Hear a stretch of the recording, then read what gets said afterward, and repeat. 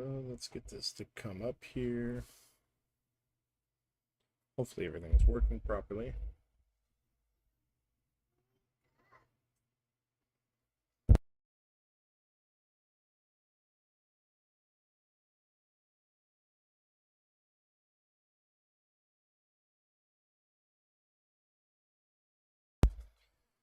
All right. I don't know if anybody's going to be joining, but if they do, then hopefully we can just have some fun and just chill and relax.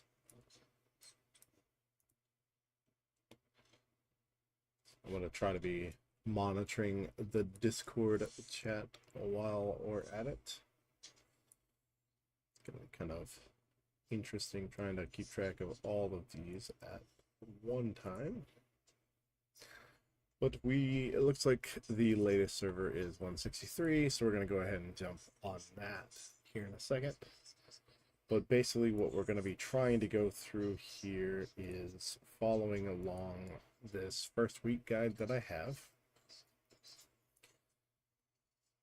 For the most part, this is set up for free to play. Obviously, if you want to pay money into this game, you can get a little bit further ahead than what is in this.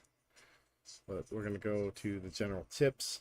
So for week one, your main concern is just increasing your combat power or CP as high as possible. And getting as high ranked in the gym as you can, and maintaining that position. You want to be able to get those free rainbow diamonds for having high positions. You want to be getting the shards for rest realm, even though we probably won't be using that rest realm, but we'll see. I do want to allow for a little bit of creativeness going on here. If anybody does happen to watch this stream, if they want me to try out specific Pokemon, I'm more than willing to give it a try. We'll sit here and try to compete with whoever may be on this server. Yes, it is me. I'm gonna do a daily stream for probably just an hour or two a day for each day going through week one as free to play, and I'm going to give out tips and everything like that. So I'm going to give this whole content creator thing a shot at least. Right now I'm just going over the week one tips. Perfection. Yeah. Okay. Anybody that joins later, Big Jim Gene, big shout out to him. He and I played this game when it originally came out, and we fought hard for this game, both in his server and on Facebook. We did everything we could. I spent way too much time. That's all I can say. I spent way too much time looking at everything people were saying in the Discord, everything like actually in depth in the game, like testing random stuff. I almost feel like I wasted part of my life when it like ended, but now that it's back, I feel like maybe there's a shot to a little bit of redemption here.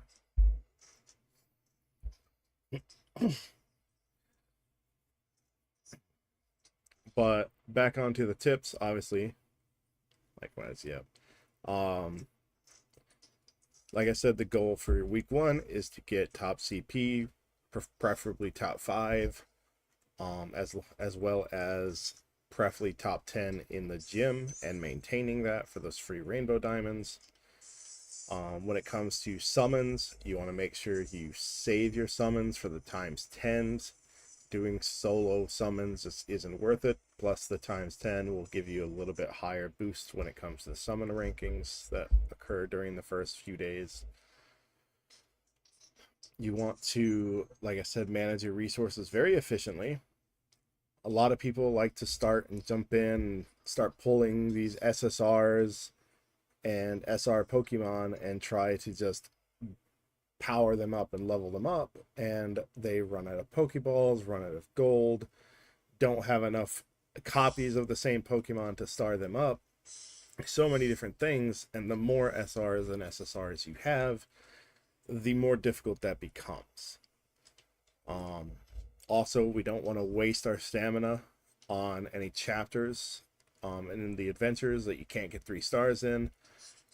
In normal adventures, it's not as big of a deal because there's 7 of the 10 that they don't even care about stars. If you're 1 or 2 of your Pokemon die during those adventures, that's perfectly fine.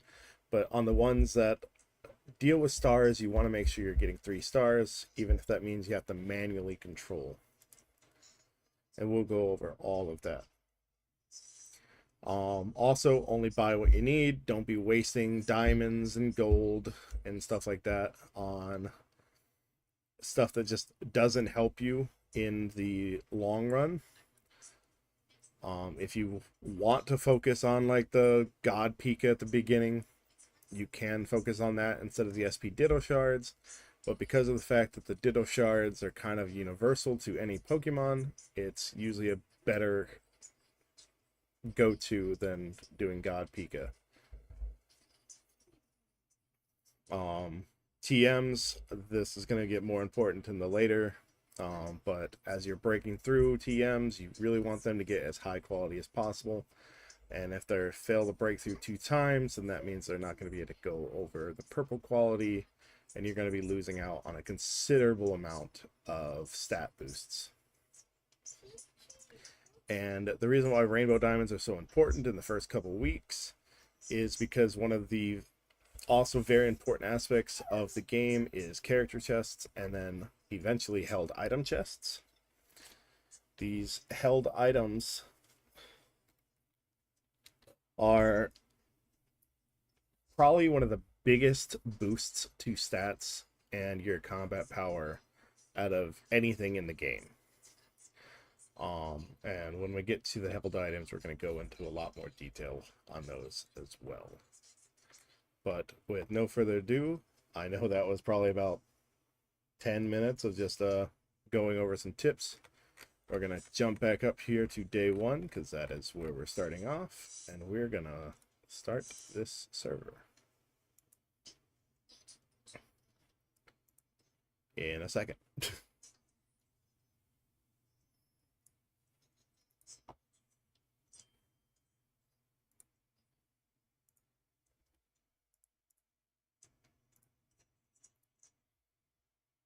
If you haven't noticed, I am playing this using a Android simulator. That's perfect, Jim. Big Jim. I don't even actually know what your real name is. Gene, I think it was. It's been way too long since we actually talked. There we go.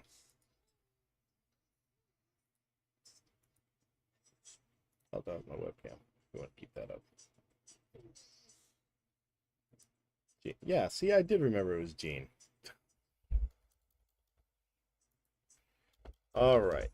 And we're going to go ahead and name ourselves Dusk. That is what my go-to is. Sometimes I do Shadow, but for the most part, it's always Dusk.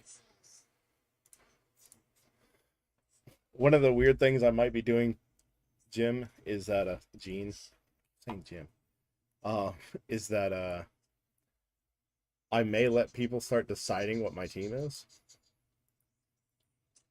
Obviously, I'm gonna try to do this free to play, so I'm not gonna, unless they want to start paying for it, I'm not buying anything in this version. But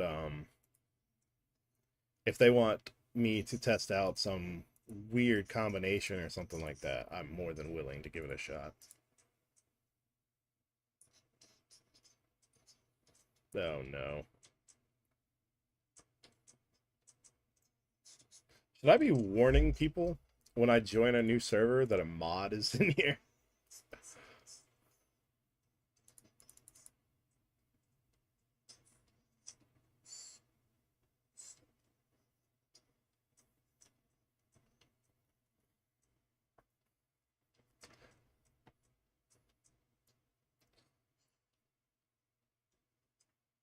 I wasn't sure if I was actually going to do any kind of long videos or live streams for this, just because of there being just so much just redundancy and filler, especially later in the first week and beyond.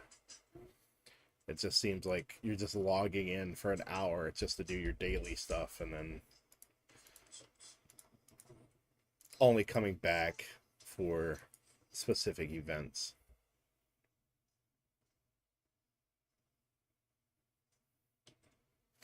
Alright, so because I've already played another account, I do get to skip the novice guide. The novice guide is basically just walks you through all the basics of going through the adventure, how to deal with your team positions, doing summons, and it's going to go through all the various things as they open as well. We're going to skip that because obviously I'm kind of just going through that. So we're going to try to do this kind of fast, at least through the initial level up stages.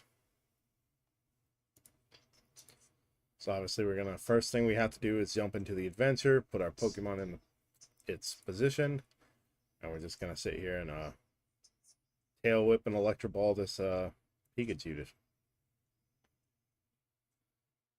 There we go.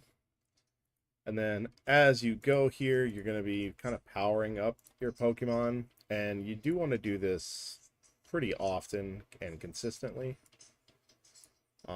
Just mainly because you really need to. It'll just speed things up.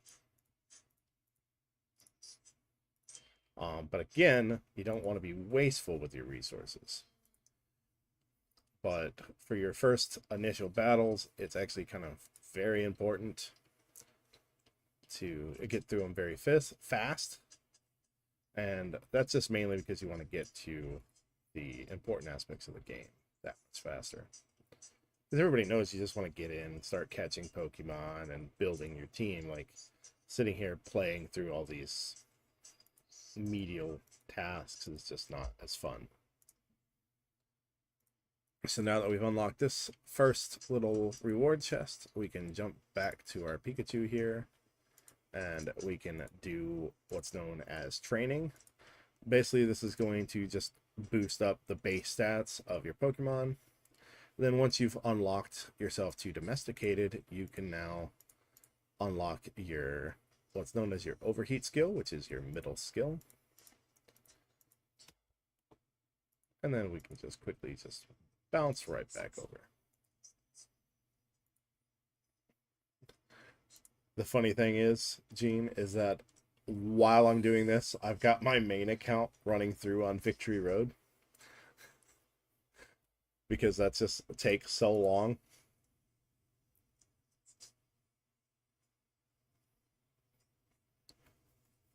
Oh no. Did I...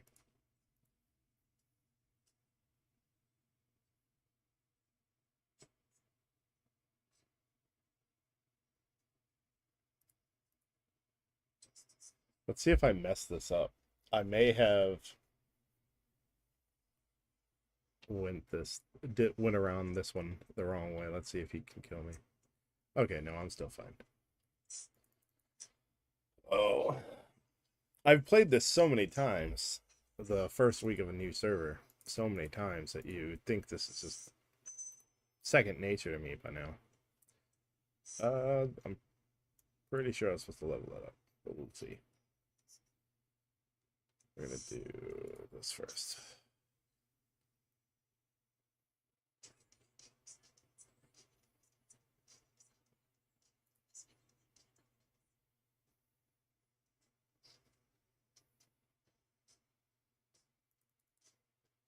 Normally what you want to do is you want to take out the Zapdos first before anything. But as long as you can get him taken care of before a state effect is put on him, then you should be able to survive it. Now is when we definitely want to make sure that we're leveled up. And for the most part, you're going to level up here with the actual level as you're going through this. As you get new Pokemon, you might have to quickly grab one. But we're not level 6 yet, so I don't think we've actually gotten Oh, no, we do. So we're going to go ahead and grab those guys. So this gives us a free Zapdos and another Pikachu, which one's going to have Mega Brave. And we can go ahead and just grab that as well. So now that we have that, what we're going to want to do is we're going to come in here, and this is going to give us our first taste of changing the natures for a Pokemon. So you can just easily exchange those. Mega Brave is obviously going to be more recommended than any other. And then we can also star this Pikachu up. However, we're going to not do this, because here in a second we're going to get a Raichu and we're going to unlock the evolution, and we're going to evolve this and star up a Raichu instead. So what we're going to do is we're going to come over to Zapdos and we're going to go ahead and level him up. And also increase his skills. And this is going to give us just a second Pokemon to help us speed through these first stages of the game. I think somebody else jumped in here for a second there anyway.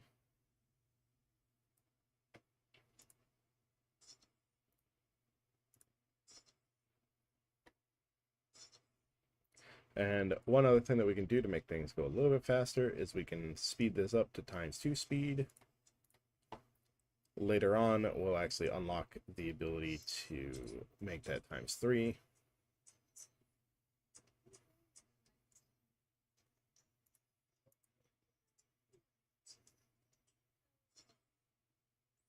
We are now level 6, and we've unlocked evolution as well as a Delphox. Now, it is not extremely important to increase that Delphox.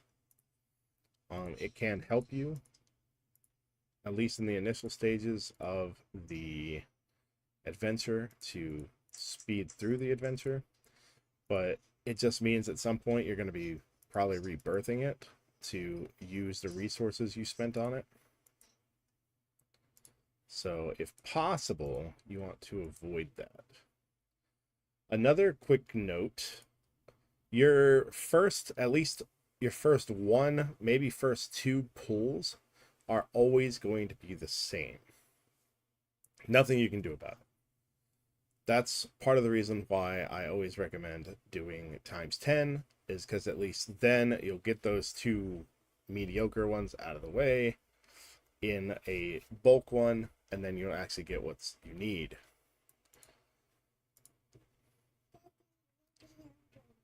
You hungry? Okay, give me a second. Another thing we can do, I'm going to have to stop for just a second. So if you evolve a star, starts will stay and will be lowered.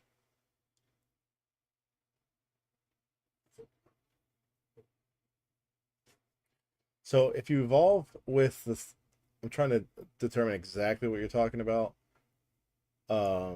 If you evolve with the stars, starts will stay or will be, stats will stay.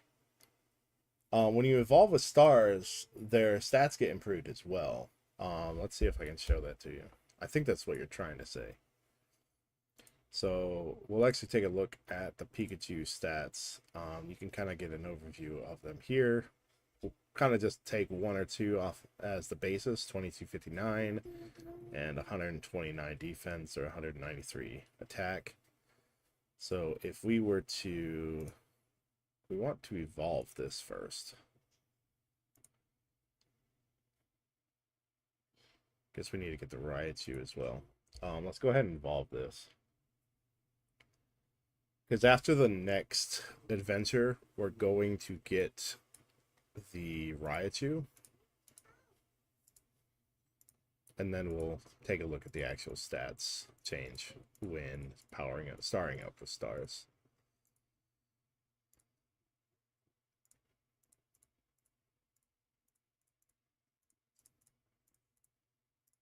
Alright, let's go complete this so we can get this Raichu.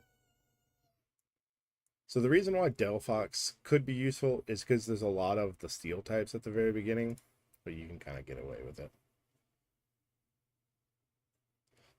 Yes. So, okay, I understand what you're saying now. You can evolve. Let's say you did that with Pikachu. You started up your Pikachu, and then you decided to evolve later. What's gonna happen is the the amount of evolution materials you have to use will just multiply based on the number of how many Pikachus you're being used. So like right now to evolve a Pikachu it cost what was it 17 or 15? It was 17. So if you had a 4-star Pikachu and you wanted to evolve it into a Raichu with 4 stars, it's going to take 17 times 4, so what is that, 68 of these evolution materials. And this is part of the reason why I don't recommend that, is because these cost diamonds and that just gets expensive. If possible, your best bet is to just get yourself Raichus, whether it be from summons or from Alola, and then just level those up rather than evolving them. The exception is if you get yourself a Pikachu with like a max nature, that is a really good nature for Pikachu. Maybe it's a max Mega Brave, maybe max Naughty, something like that. Then go, by all means, spend the diamonds. Ideally, not 4 stars worth of Pikachus, but you could also rebirth it first and then evolve just the one you need. As long as you haven't locked it in collections, which I think for the rare Pokemon is like 10 stars, you can rebirth it and just reuse whatever Pikachu you want with the nature you need. So you'll be fine at that.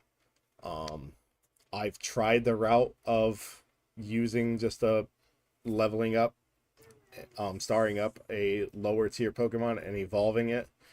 And at some point, it just, the diamond cost becomes completely inefficient. So,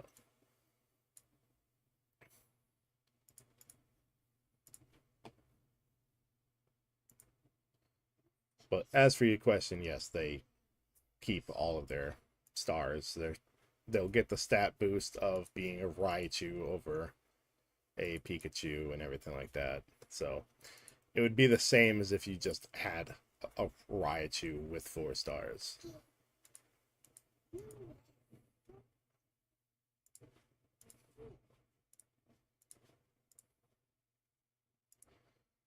All right, so at this point, you kind of start unlocking a bunch of weird things, a bunch of random stuff, and this is one of the hardest things to actually get to click on properly. Anything that's free, go ahead and grab it. Especially if it's got any stamina, any summon coins, any Pokeballs, you just want all of it. Because as we're going here, you're just going to want to be blasting through. And they are being very kind to us with these, it's quite easy to get diamonds, but yeah, evolve with lots, yeah. Early game, it seems really fast to get diamonds. But later on, diamonds are going to be needed for so many things. And you will never have enough. Even when you have the collection album going, like when you have, I think when you're like 70-80% of your collection is complete, with the exception of like the Central Island, all the SPs and everything like that.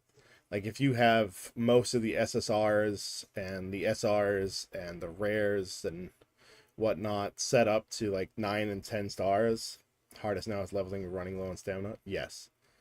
But as I was saying later with the collection album, when they're unlocked, instead of having to catch them weekly, you will automatically get the diamonds and balls and whatnot that you would normally get from catching them every week.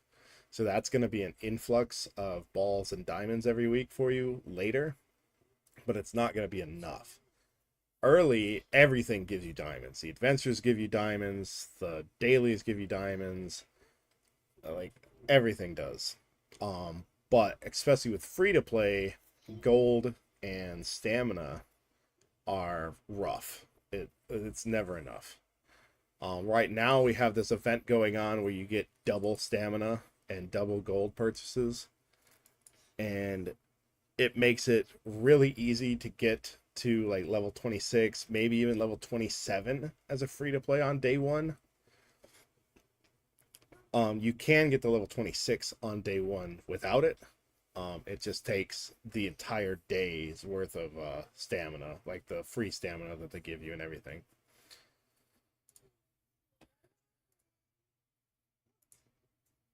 Yes, the stamina is gonna be, it's always gonna be a problem. And in fact, my my main account has an issue with stamina right now. Yes. It sounds to me like you did not waste your diamonds, which is great. Because as I said, they are going to become necessary. Some people will waste their diamonds to keep doing summons, which don't be afraid to spend a little bit every day on them. But one of the upsides of not being able to buy extra stamina and gold, as much gold, is that you're not spending as much diamonds on them as well.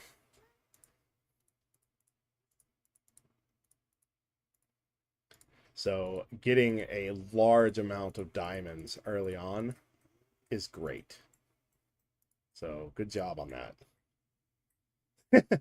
It can, but I don't know about this iteration of the game. Um, the previous version of it, like I had a server where, to be fair, I spent like they had this 99 cent. You get 10 mega summons. So my first 10 regular summon, I got a Mega Brave Groudon. And then my first 10 precise summons, I got like 2 SSRs, which was nuts. And then when the Mega Search opened, I got a freaking Mewtwo. It just crazy. But I have not seen that yet. I haven't had one of those kind of crazy servers on this one, at least. Aw.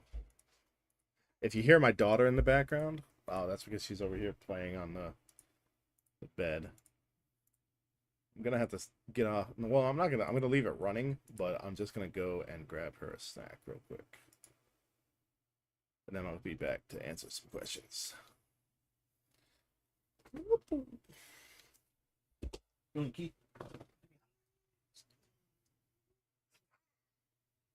I'll be back.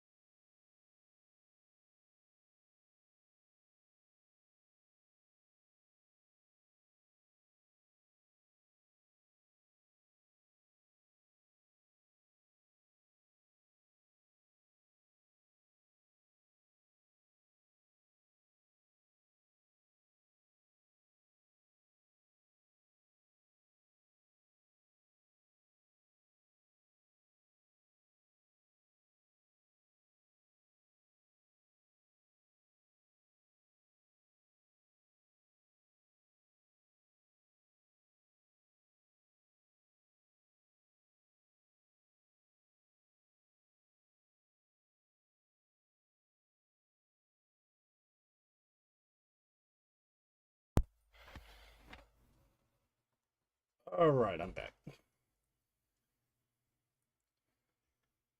Didn't take too long. Let's see. All SSR I get for free with leveling or after summon limit 81. Yep.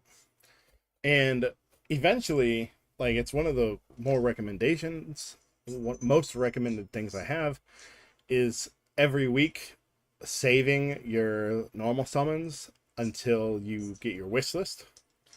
And then once you actually get the wish list, then go ahead and pull.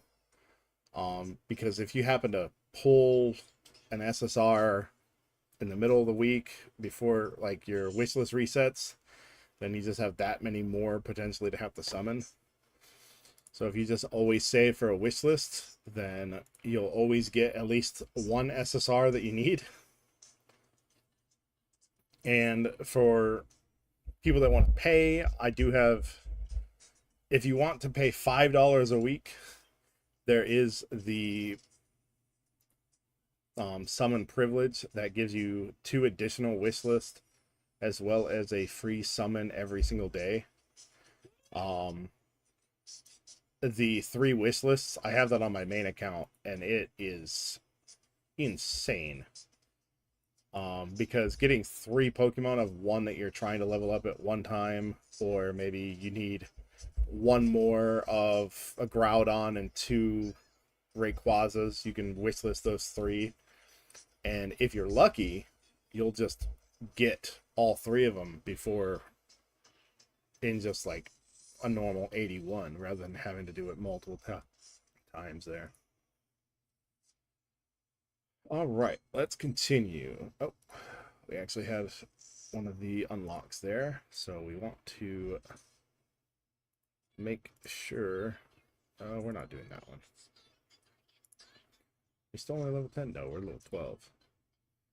All right, we want to jump up to level 12 here.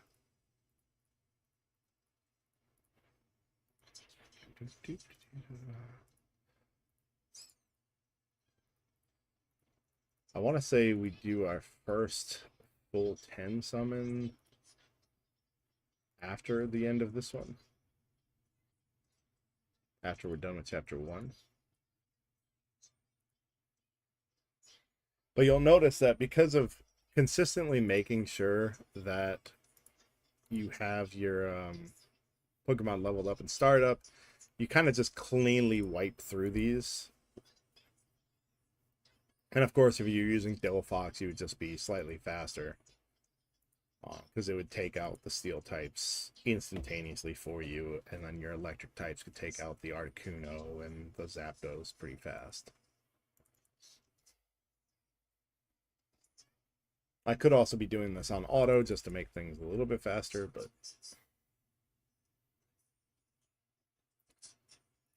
all right, portal open. This should be a Magnezone.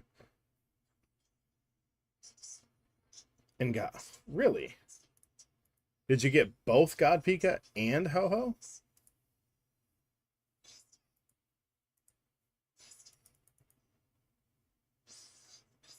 I mean, it only works once. Like it doesn't stay as the one that you'll get every time you get an SR. It's supposed to be just the next SSR that you get is supposed to be the one you wish list.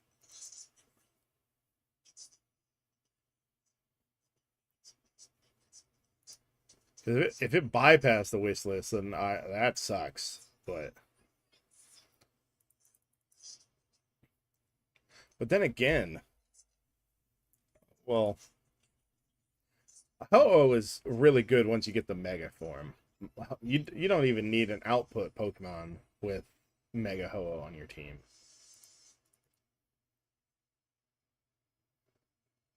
Well, a fire output, I should say. You still want output Pokemon. I think Jim left us. Gene. I keep calling him Jim. Gene. All right, let's go ahead. And I want you to see this first pull that I do is the very first one is going to be Magnemite. If it's not, I'm going to be super happy, though. But every single one I've played has always been Magnemite. Can I see the summon ranking yet? Oh.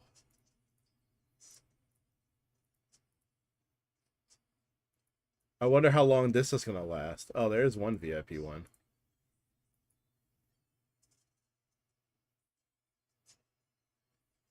Um, so it's worthy at like two different instances. So if you're first starting a server and you're trying to get the summon rankings, getting the season pass for the adventures is well worth it. Um, it's just so you can get the summons. But if you're gonna spend and you're trying to just get summons, you can do that easily by if you happen to get lucky enough to for the gotcha, the initial gotcha thing, where for like 100 rainbow diamonds, you could put in a little gotcha token, a ticket, and get 999 summons, or like the next one is 50 if you just wanted to get a few rainbow diamonds by buying one of the packs that include rainbow diamonds, and putting in one of those to try to get lucky. There's no downside to it because either you get the reward, or at the end of it, if you didn't get any of the rewards, you get your rainbow diamonds back. So for a first week, I recommend doing that, especially if people aren't VIPing and don't even know it exists. But let's go ahead and roll. I'm going to grab these. I'll go over that in a second. All right, let's go ahead and do our first ×10 summon here. I'm not even going to skip it. I always skip this. We're going to see what happens. Oh, we got 3 SRs off of this. Well, that's garbage. Did Magnet? Oh my gosh. We did not get. No way. Is it just, it may have just been the point in time that I did it, but I've never had it not give me Magneton or Magna Zone.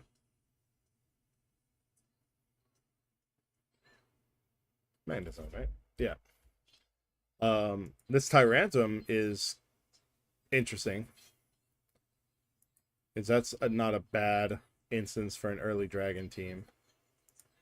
I wish Metagross did something. But one of the most important things, especially early, is trying to fill out this dex. Every time you get a Pokemon, you're going to get very useful Pokeballs and Great Balls. So you want to fill these out, especially early on. Because this helps feed the obsession.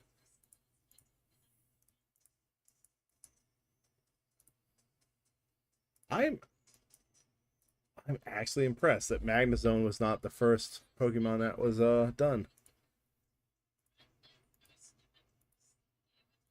Makes me feel like I don't know what I'm talking about after doing 17.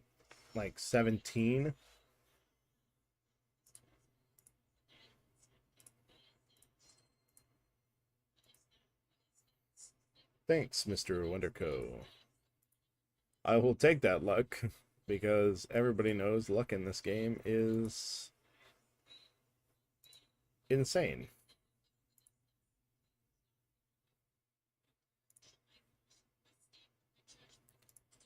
What is this?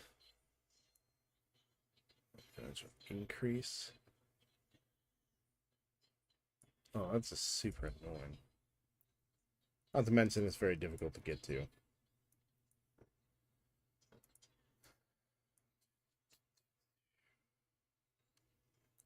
I would do Tyrantrum, but I want to see if we can't get lucky and get like a Rayquaza or preferably Mega Garchomp early. Yes, I know I said Mega Garchomp was preferable. Sue me.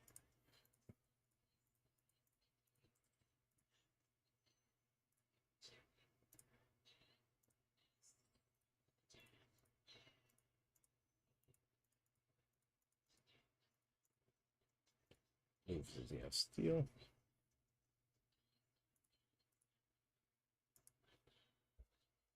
If it wasn't for the fact of the large amount of fire Pokemon later on, I would probably mess with Metagross.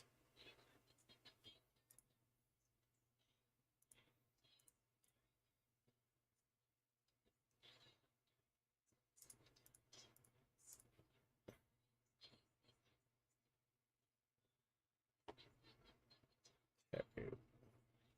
What actually is Terry? I've never actually looked at these Terry through. It's available at the time. Okay.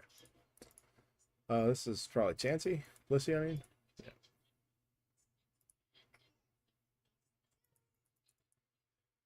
Oh, she eats all the Pokeballs. It's not as bad as, like, I think it's the second or third Raichu. I don't remember if 3 Raichus are in there. But one of the Raichus seems to just require you to throw multiple balls at it.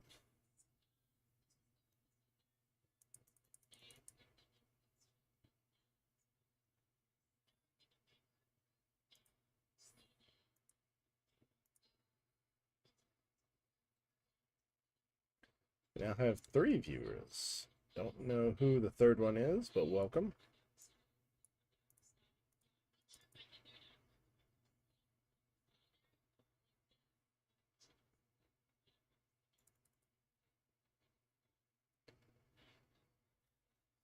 Feel free to ask any questions you may have, or just let me know what your thoughts on the game. To upgrade the factory, what resources to get from. I haven't found any.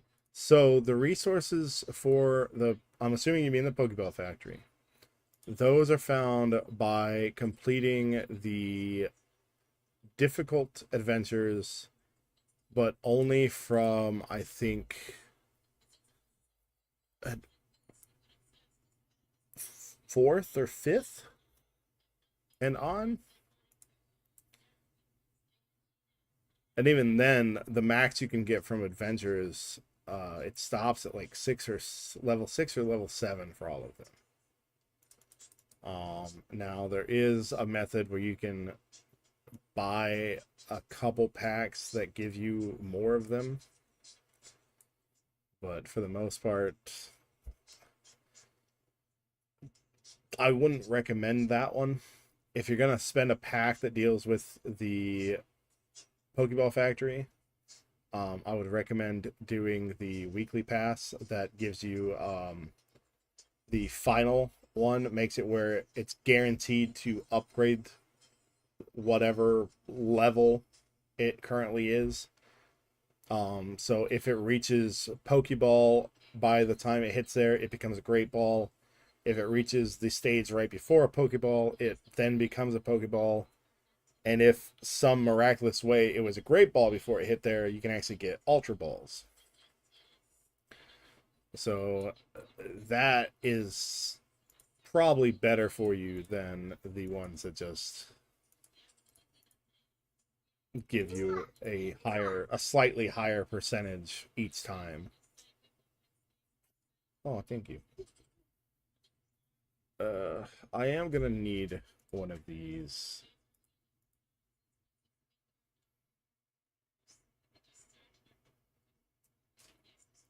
Stun target with control weakness.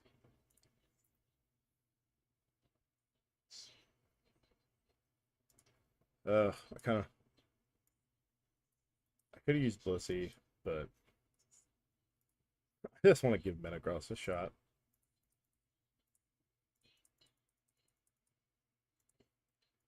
We're gonna use this as kind of like a little third.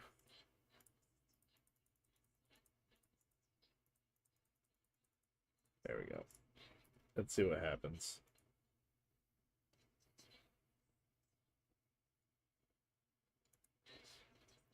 Oh. Just reached level 60 on that victory road in my main. Let's see. Yeah, and maybe a couple times while I'm streaming this week, I may even pan over to my main account just to let people see some updates on that. But really, the primary focus of these streams this week are just going to be getting through week one.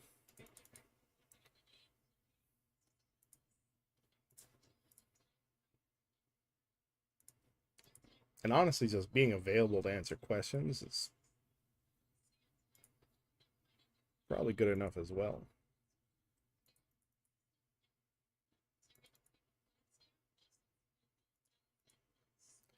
Like I mentioned to Gene earlier, one of the things that I thought might be fun is eventually when I have viewers, maybe we'll either on this server or on a different server, maybe I'll have y'all tell me what oh, I didn't even add Metagross to it and I'm still winning. Y'all tell me what Pokemon to try to use. Maybe we'll use a weird, maybe we'll use Electric Team and try to rank high. Please don't do that. One of my servers, I am trying to use the Poison Team because I had somebody questioning basically whether it was even possible to be poison at the very beginning. And I'll tell you, it's technically possible. It's just not easy. At first I was because I just got a bunch of Zygardes early on. I think I got like 3 of them right off the bat. Every time I pulled, I got a Zygarde. It was annoying. The issue with Zygarde is that it's really good when you're going against like the adventures and you're dealing with electric Pokemon, but it's really bad when you get to the water Pokemon and the dragon Pokemon, which also have ground type moves. So that's one of the reasons why Thunder is difficult to use even for clearing adventures, is because eventually you get going against Dragon, which has the ground type.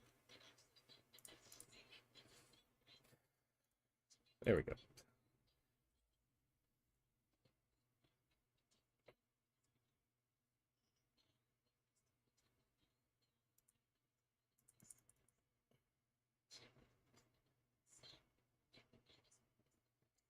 Let's hop on over to Discord real quick, see if anything's going on.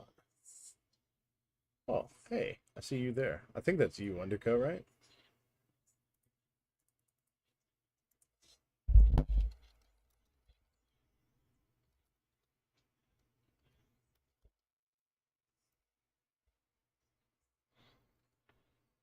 think nobody else has really said anything, so. Got another portal here, and it's going to be another Blissey.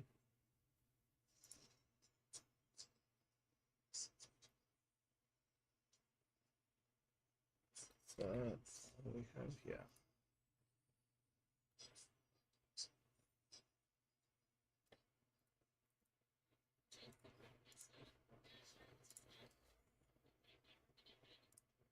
Now we have one more mission here.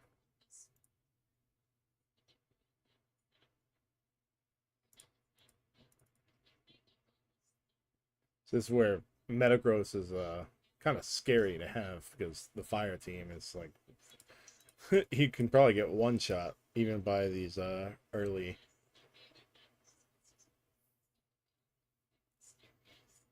I do like water team for early progression through the adventures.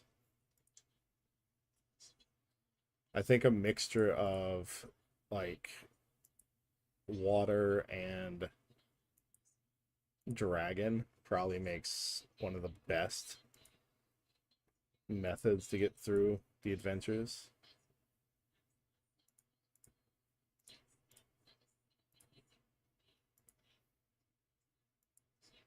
That's just, yeah, that's just a specimen pack.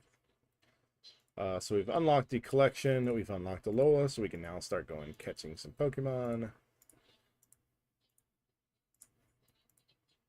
here. So here is your collection. I do want to go over this because it is such a very important aspect of your of the game. So every week you have your collection. As you'll see here, if you catch a Pokemon, you'll get a reward. Some are Pokeballs. I think some are Great Balls. Some... I don't... Oh, here we go. Some are Diamonds. So as I was telling Wonderco here, later on in the game, having these, if you have this right here, so 10 stars for your rares, 10 stars for normal, and 9 stars for SRs, and 7 stars for your SSRs. Every week, instead of having to go back and re-catch this monster, this Pokemon, it'll automatically just give you the starter reward as if you'd caught it. Not only that, certain Pokemon, the SSRs and SPs, give you a increase to your trainer level. Now, trainer level is not your actual character level. Trainer level is what you see here. In order to unlock this, you have to get an SSR Pokemon to trainer level, to 9 stars. So 9 stars requires it to be, I believe, level 40 before you can ever even unlock this. Now, this is important because trainer levels will actually give you rewards at the higher tiers, as well as after the world tournament starts, there's a daily island that shows up.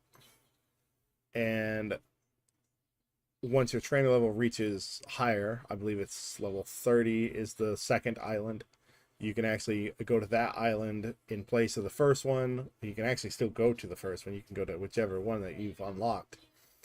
And you can catch even higher natured Pokemon. You got a team of 4 electric and quite easy in adventure. Yeah. I mean, what are you using? God Pika, Raichu, Zapdos. I don't know who your fourth one would be. Is it Magnezone?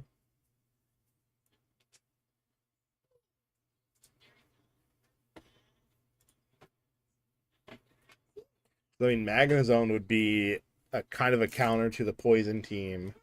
Electric in general is a counter to, at least an adventure is a counter to Rayquaza and the flying types and the water types. So, I mean, you certainly could go through it with the electric team. Okay, we have our second 9 here.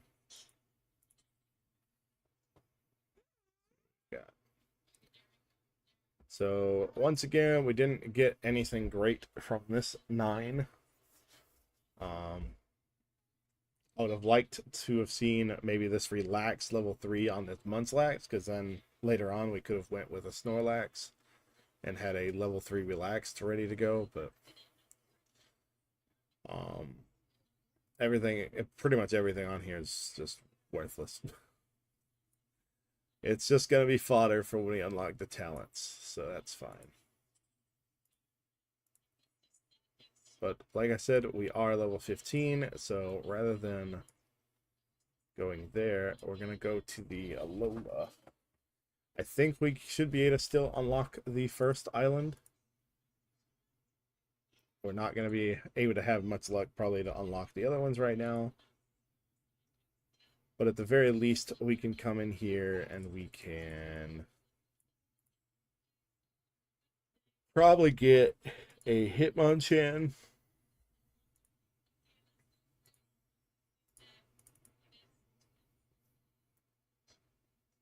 Hitmonchan is a great early game Pokemon because it deals with some pesky steel types. It can help against Dialga because some people like to run a 3 or 4 star Dialga early in the game. It'll help against people that run Greninja because I believe fighting is a counter to the dark type. But more importantly, it is the first Ooh. Probably not going to make it. But more importantly, it is the first rare Pokemon that's strong enough to counter others. Do I need? Yeah, bro, I need all of them.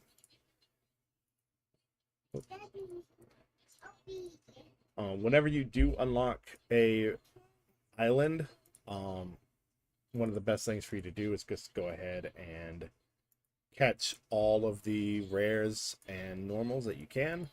This is going to go ahead and keep giving you more balls that you can use. I do want to go over this as well. You'll see some that have swirls. If you see one color, well, actually, you won't see anything with one. If you see two colors, that means it's a 2 to 3 star nature. If you see 4, that's indicative of it being a 4-star nature. I say 4-star. It's a level 4 nature.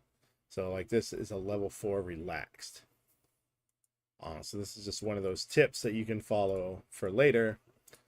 As well as if you see the sparkling little stars, that means that that is a flash nature or a mega brave.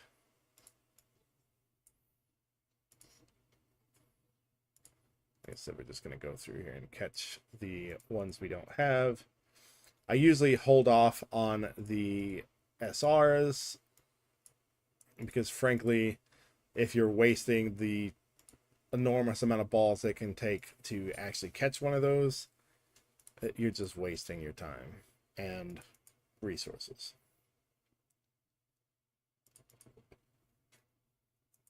One of the quality of life purchases, if you really want to spend money on this game, because I did say I would go over some recommendations if you wanted to spend money. A quality of life is getting the VIP 2, which is $5, not the $4.99. You'd have to get something in addition, or get like the $8.99 or $9.99 packs or whatever. But if you spend $5, you become VIP 2, and you'll unlock auto catch. And it makes catching Pokemon so much more easy. You can just kind of let it go. The only downside to that is that means you can set it on an SR or SSR and walk away, and it may not even catch, and you'll just run out of balls. So you still have to watch it, but at least you don't have to sit here and keep clicking. Now, there is an unconfirmed trick that sometimes I use, is I will switch. And you'll notice, now it says I only consumed 1 ball, even though technically I consumed 4 or 5 before then. There's just something about, like, throwing a first ball seems to be like a new kind of check for your luck. Can't confirm it because nobody can actually see what your luck stat is, but it's just something, and this works. I noticed it more in the timed islands that show up later than in the actual Alola region.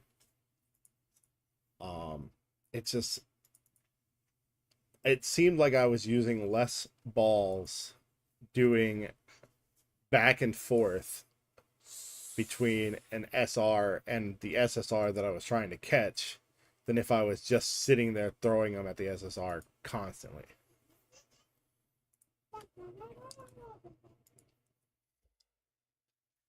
So when you're doing your grind to catch enough to star up your Pokemon you're planning on using for your team, yeah, try it too. See if it does anything. Like I said, I can't confirm it. It just feels different. But as I was saying, when you're catching the Pokemon that you're going to use for your team, there's a few things you want to look out for. First being Mega Brave. Second being the highest IV for the island you're in, which for the first island is 60, which we've already caught one, and we just caught a Mega Brave. And you also want to look for any level 3 or level 4 in natures. The level 3 and level 4s, especially level 4s, you want to kind of go ahead and lock those, because you don't want it using those good natures for your star up. Now, because of that, it means we have to catch a couple more in order to get it to the max current stars for our level, which should be 6 stars. So I believe we need 18, 17 or 18. May even be 19. Let's go ahead and try this. So we're going to come to our Mega Brave. First thing we want to do is replace our IV. Now, I do want to mention,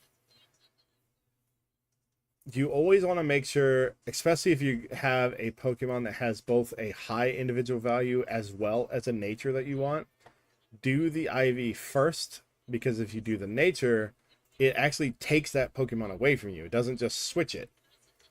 So it actually eats that Pokemon until you rebirth it.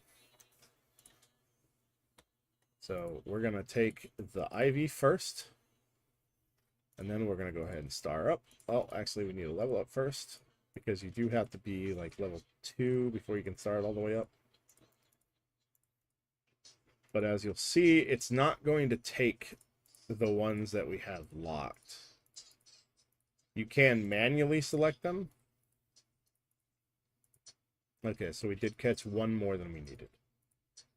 You can, like I said, you can manually select them. That I already found out. Oh, did you do a nature and then no longer have the IV? The good news about that is they did add in a button that lets you unequip a nature, which I don't remember being in the old version of this, so that's already a major improvement. So at the very least, you can always just unequip it and then use the IV and then put it back.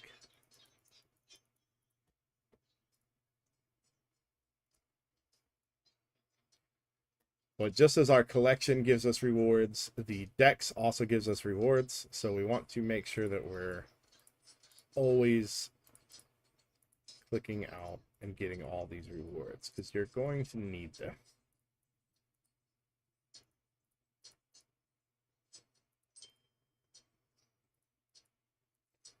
And I guess I never really discussed exactly what the goal for day 1 is, so I think this is a great point to look at that just real quick. So for day 1, you can probably expect to play for about 3 to 4 hours. I'm probably not going to be able to stream for that long on this. At the very least, I want to try to get as much as I can. And then maybe I'll do a stream later tonight, because here in about probably 45 minutes to an hour, I'm going to have to go pick up my wife, and we're probably going to eat, whatnot. So maybe later tonight, I'll do another little stream for finishing out day 1. Or maybe I'll go ahead and finish day 1 off stream after just discussing it, and then tomorrow we'll jump into day 2. Most likely these streams are going to be later in the night for me, which means they're probably going to be bad times for everybody else. Anything I do on weekends, though, is going to be great for probably most people, because I can do it probably early in the morning. But anyway, for day 1, as free to play, these are all possible. It's been confirmed possible. But you want to be able to reach level 26. This unlocks your TMs, your victory road, and your talents. By the end of day 1, you should have a general idea of your starting team, and you should be focusing your resources on improving those 6. You should not at this time have 7, 8, 9, 10 Pokemon all starred up. I got already 30. Oh, it's already? Okay. Oop. Additionally, you want to have all your Pokemon reach 6 stars. They can't go above that until I believe level 28. And you want to have their training to well behaved or well behaved +1. Ideally, you reach top 20 in your gym, preferably the top 10.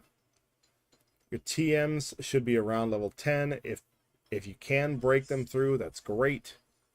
And in order to do that, you would have to try to shoot for floor 10 of Victory Road.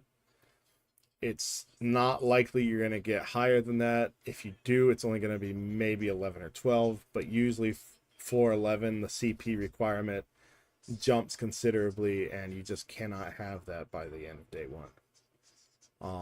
The talents for your team should all be at least level 1 and enabled on talent floor 3.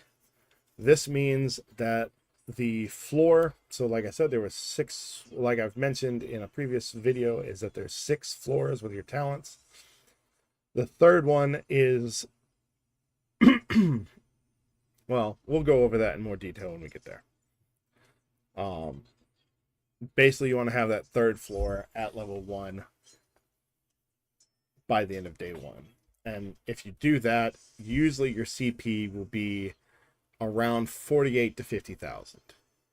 And this does mean that you've been clearing your normal adventures, all the ones that's allowed up to your level, as well as clearing difficult adventures as you go. However, if you noticed that even when manually doing a difficult adventure, you cannot get 3 stars, then that means that you probably should stop. Don't be wasting your resources trying to complete it if you can't get 3 stars and everything, because the end rewards for getting full stars for the difficult adventures is well worth just taking the little extra time needed to level up and power up to clear it fully. So with that, let's jump right back over to here. Oh, webcam, no. Turn back on. There we go. All right. Keep misclicking. All right, and here comes the ads.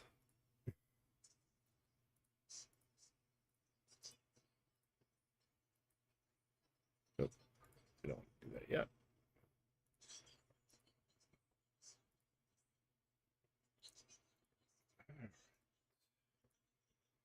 So we now should be clear with these. We should be able to get through the first 3 chapters of the adventure here, of the difficult. So we're going to do like this.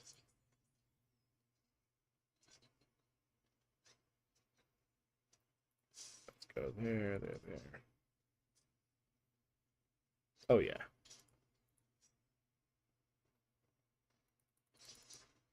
Easy.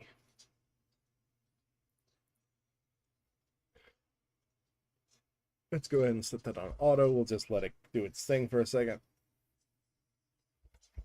Grab some chocolate milk.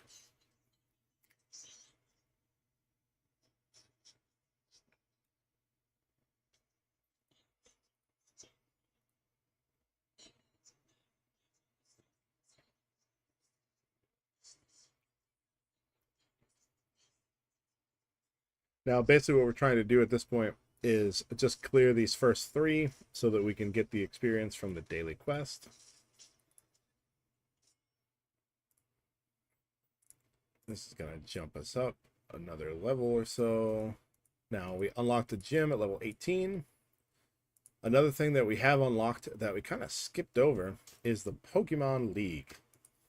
Now, this is unfortunately a downside to some servers, is that these tend to fill up and then the people in the server tend to leave, and it just becomes all sad and gloomy, and your league can't compete anymore.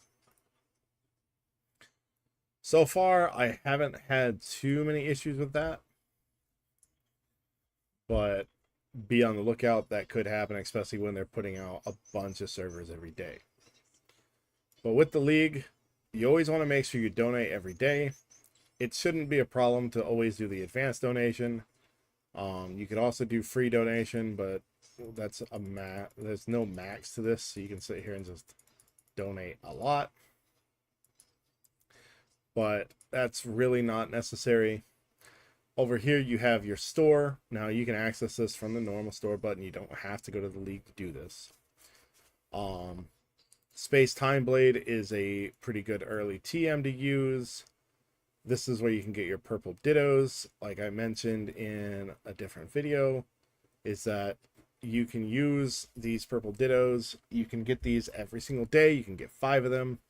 And then after 12 days, you would have your own, a full-fledged purple ditto.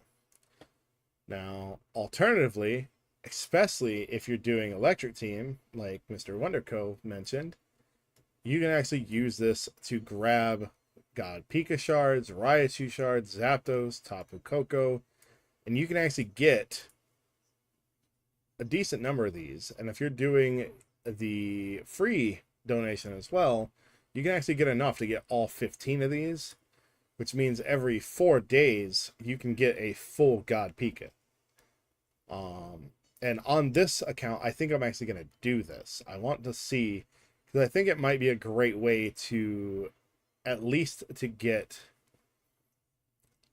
trainer level up higher faster, is by unlocking these first. So we're gonna actually come back here. We're gonna do a little bit of a free donation. I don't remember how many we needed. Maybe we don't. Maybe we just do 12. You're doing it? Perfect. So we're just going to do 12 a day. It's going to take 5 days, but that means we're going to at least get 1 every week, which is not bad. And it still leaves us enough for our Space Time Blade. When it comes to the actual grocery store, the only things I recommend buying in this are the SP Ditto shards, because otherwise the only way you're getting SP Dittos is through the Mega Search, and the daily limited summon ticket, which this unlocks later. And then you just save this for when the precise search for the team you're building comes up, and then you just summon all of them and you can have a better chance at high natures. Don't bother with the balls, don't bother with the XP drinks, don't bother with the rare Pokemon shards. The crystal stones I mentioned to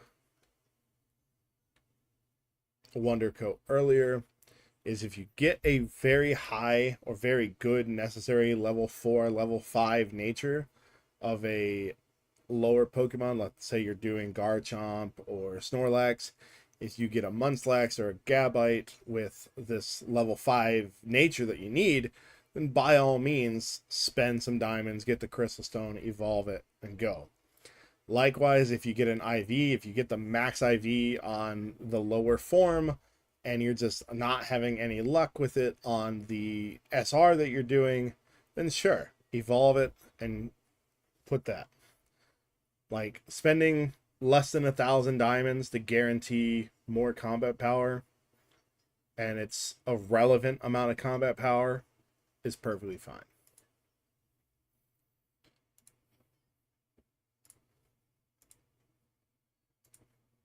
So we're going to keep this going.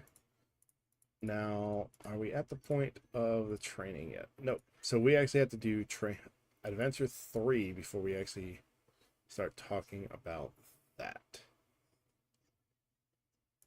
Do we have anything here? Nope. Also, you do have the gear decks as well as the Pokédex. These can give you some TM materials, diamonds, I think, as well.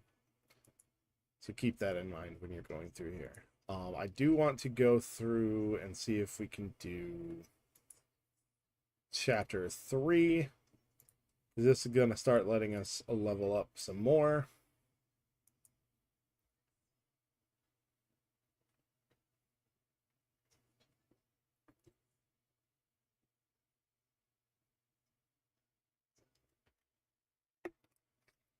So you'll probably notice that now we're in the poison zone.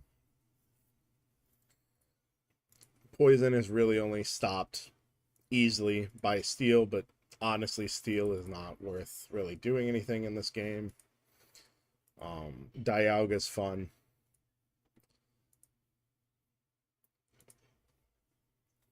But all the people playing Dialga are going to realize later in the game that if they want to stay relevant with Dialga, they really need to have the Origin Dialga, and it's, or Mega Dialga, whatever it's called.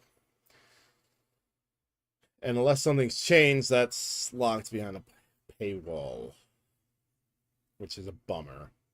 I do wish this game had the ability to get any Pokemon you wanted without having to pay for anything. Even if it took 6 months to get it, I think that would be more fair than requiring $500 for a Pokemon.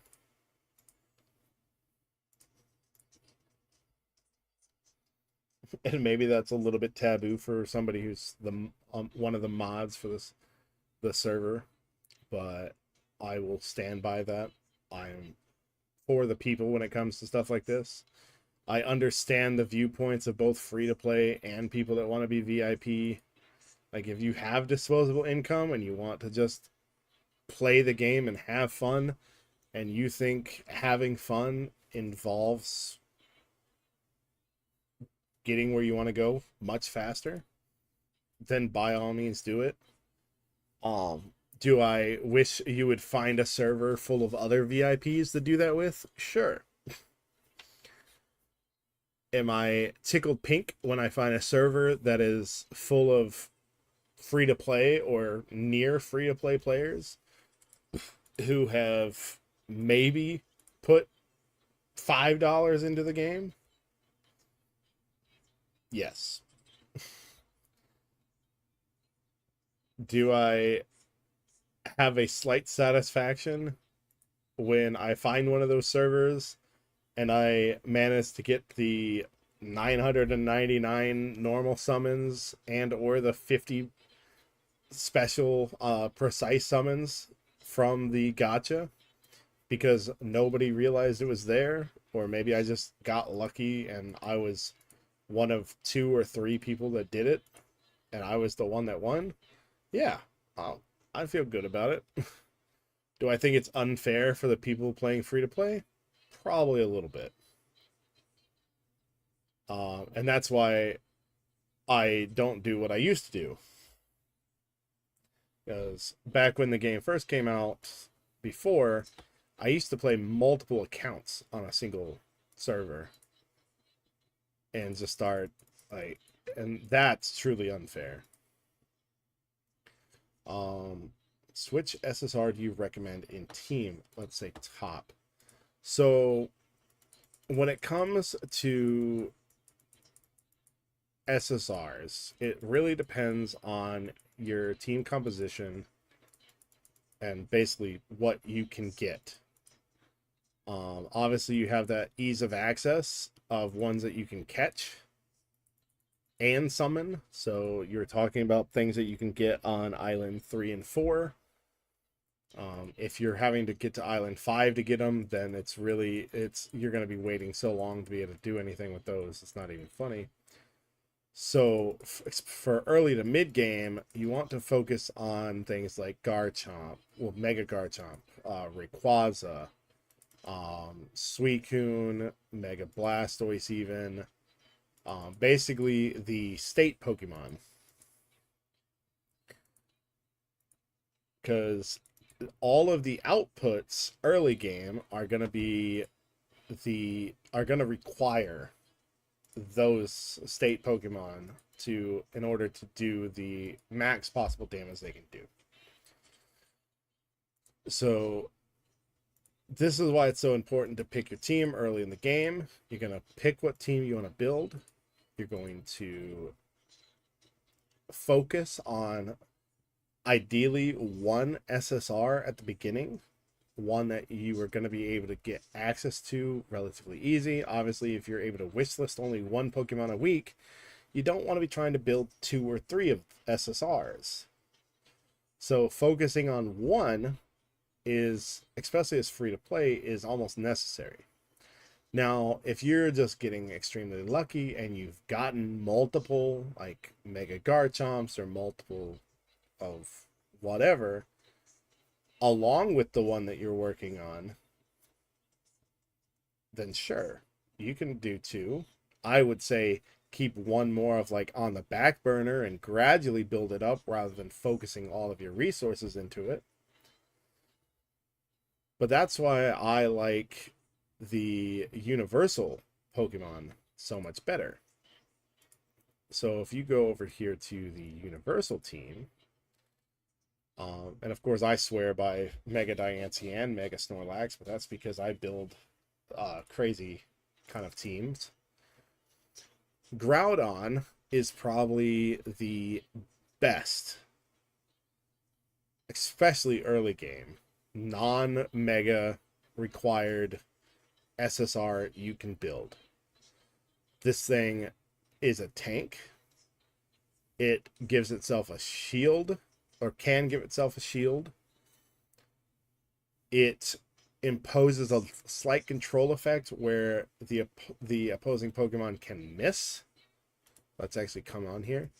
So its Mud Shot makes a probability that their attacks miss.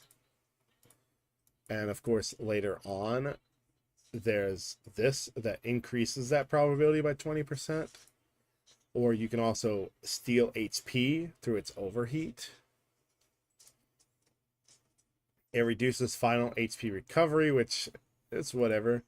But after using its OKO, gains a shield based on 12% of its max HP. If you look at the stats for Groudon, HP is an A. It's not the highest, but it's good enough that if you're also giving it the HP talents per se, giving it defense, like that extra shield can be very helpful. Using some really good TMs with it as well, and 8 held items makes it just even better. And then its OKO just hits so hard. This is mainly because of this true damage, and also it's so like look how much text it is.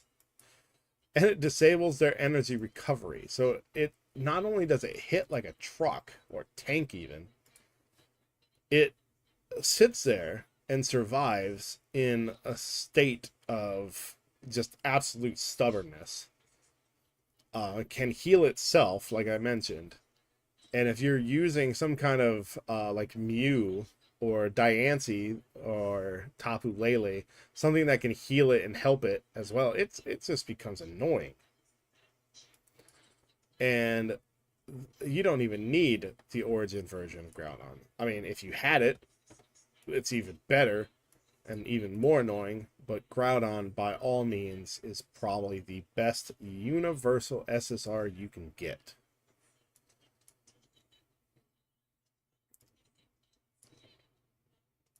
Now, for those who want to build teams like me, which I primarily focus on control. Pikachu, Ho-Oh, 4-star Mega Charizard, Low 3 Mega C-Star. Lugia. Yeah, see, you're doing a lot of SSRs. I mean, obviously, I don't think that's your actual full team. I would continue building Ho-Oh over time.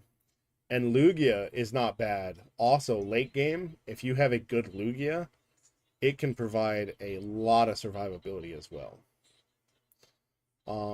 As for Mega Charizard and Mega Scizor, honestly, they're only really good for your collection.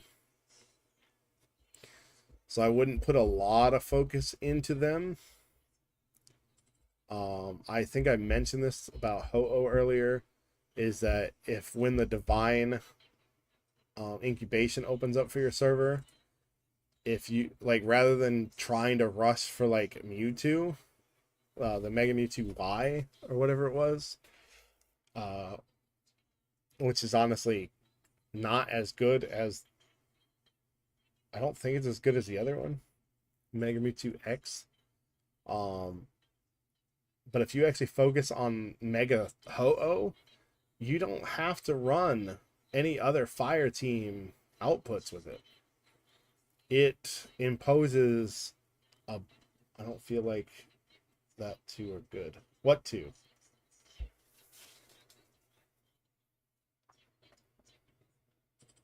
Mega Charizard and Mega Scizor, or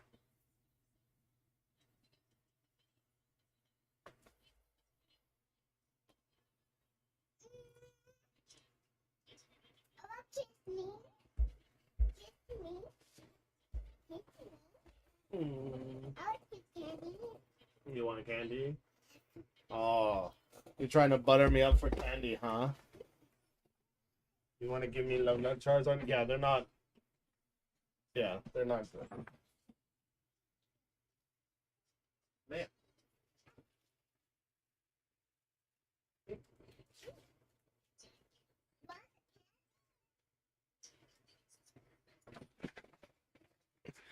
Yeah, everything I've ever.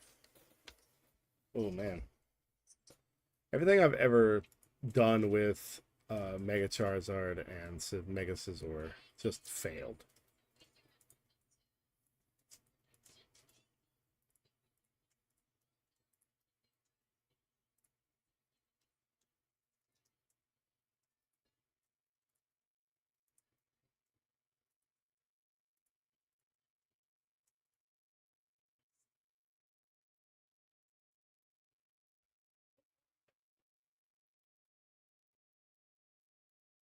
Oh, Roderick, VIP 1. So there is a VIP doing some stuff on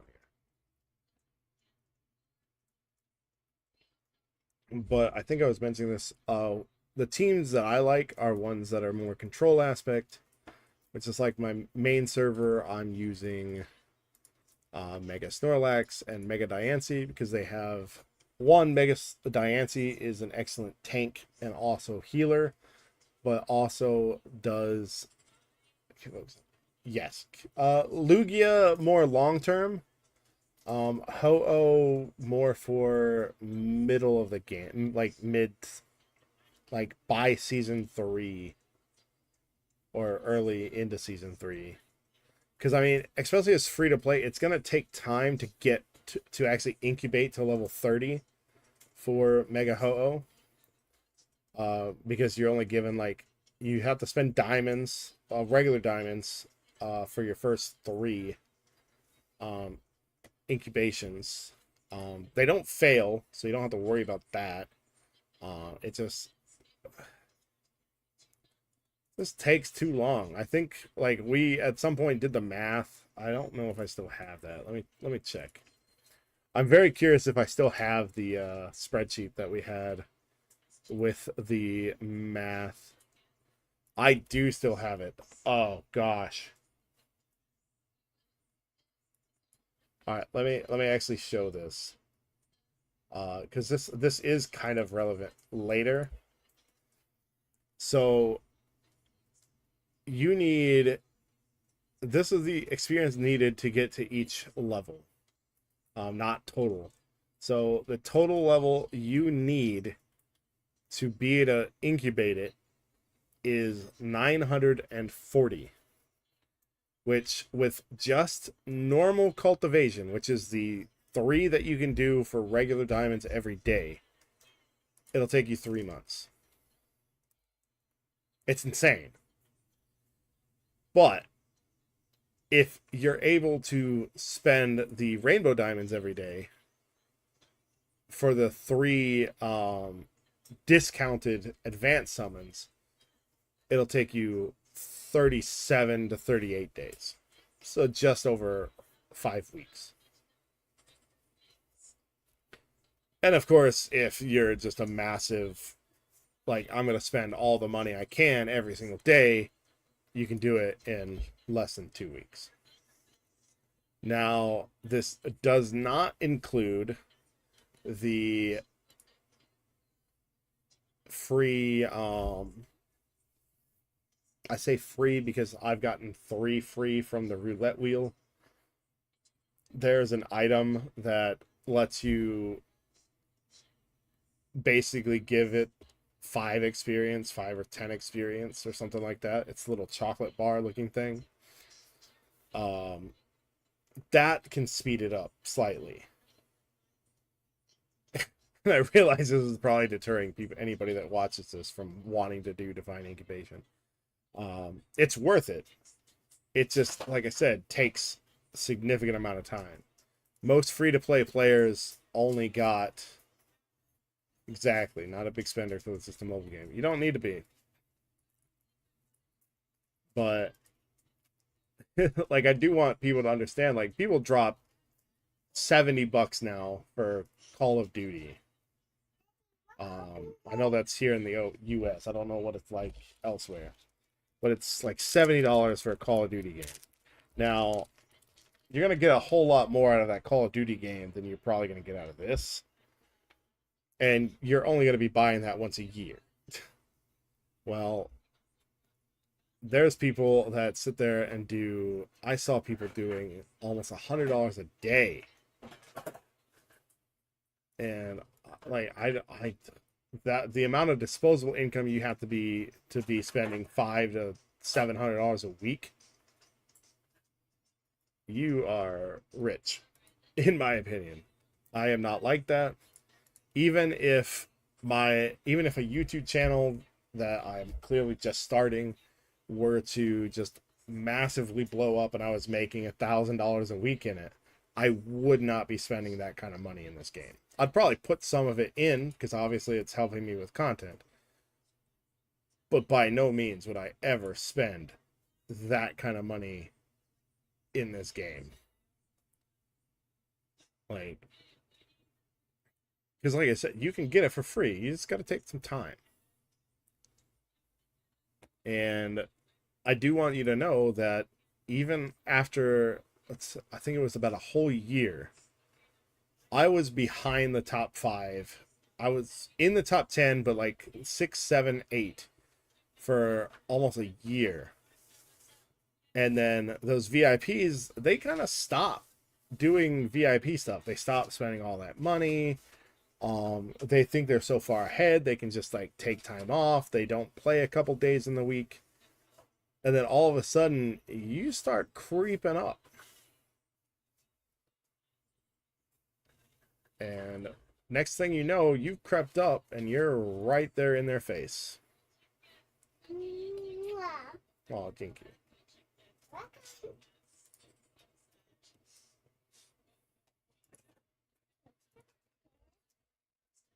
Oh, it was out for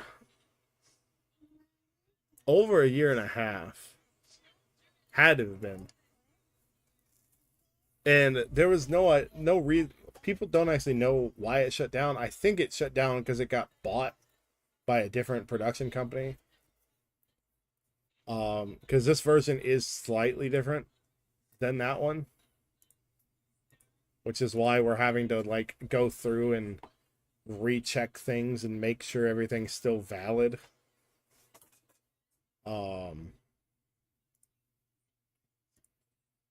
Which is just more of a pain than anything. But because of that, I don't think it's going to be all changed though. I think we're still going to have some of the same issues. I don't know if I can actually beat this. No.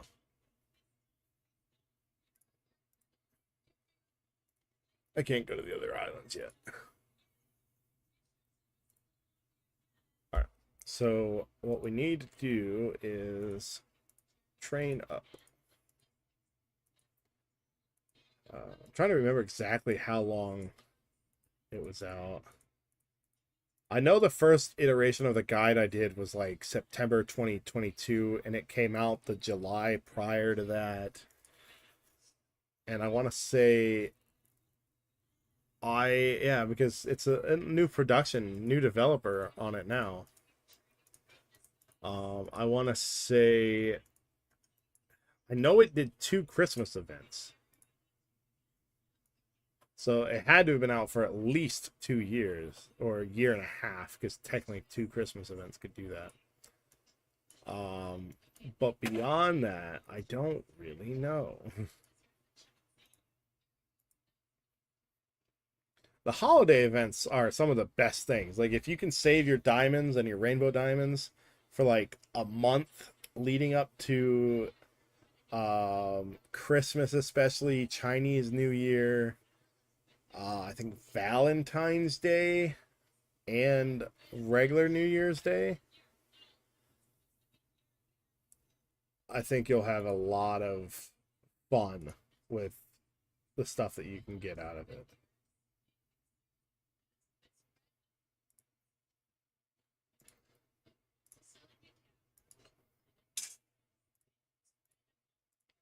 All right, I need to try to kick this up a notch.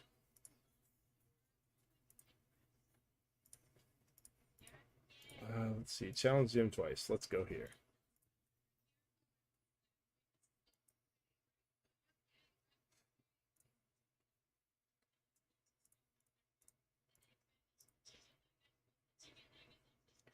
Yeah, I didn't know the game was back out until it had been out for like 3 weeks.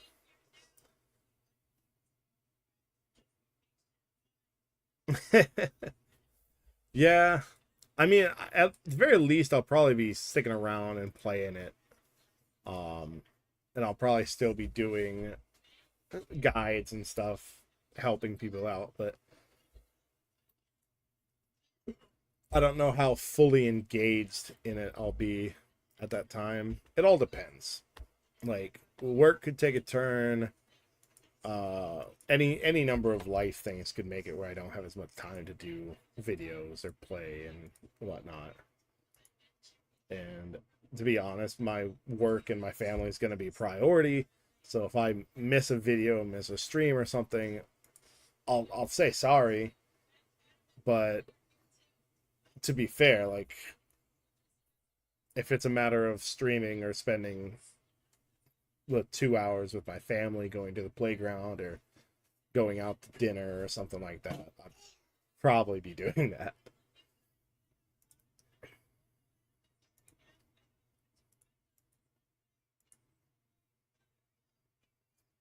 We're having some really difficult pulls.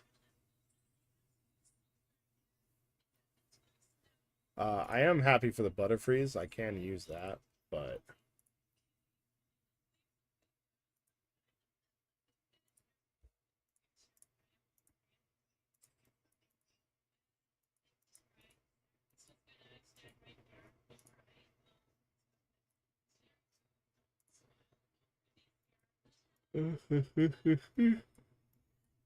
ugh, where did my Butterfree go?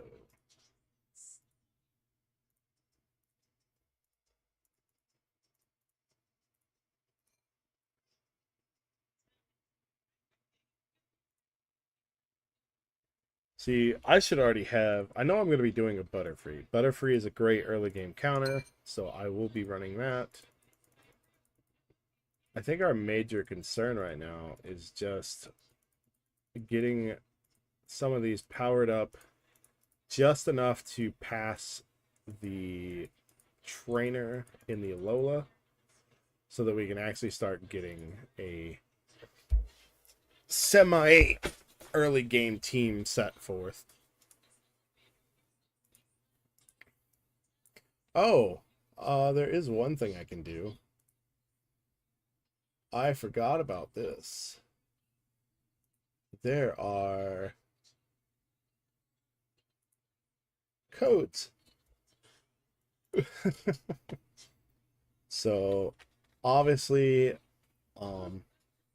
if you're in the Discord, you know that we have codes every week. So if you don't know how to get to the codes, you can click the little gear icon and activation code, and you can actually start putting these in. The current code we have that's valid until the 10th is the one here, this 104 QTU. So we can go ahead and grab that.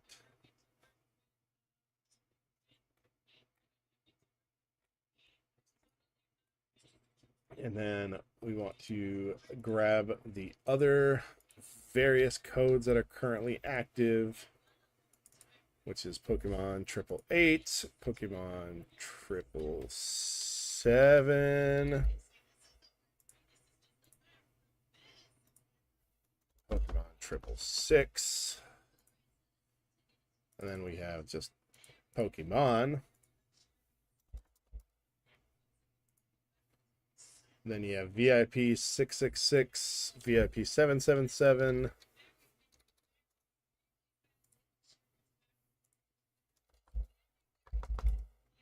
and 888. And this is actually where we're going to get a God Pika, and that's going to help us significantly. And that's, I think, from one of these two here.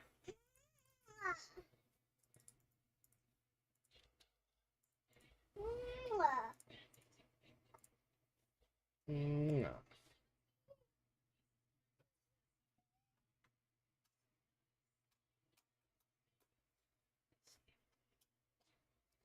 Yeah, I think so too. Um, I don't know how many people, especially because of the time frame, how many people would actually be at least able to come in and watch. But even if it's, like I said, even if I just come on for an hour and one or two people join, it's fine. At least then I'm not actually talking to myself.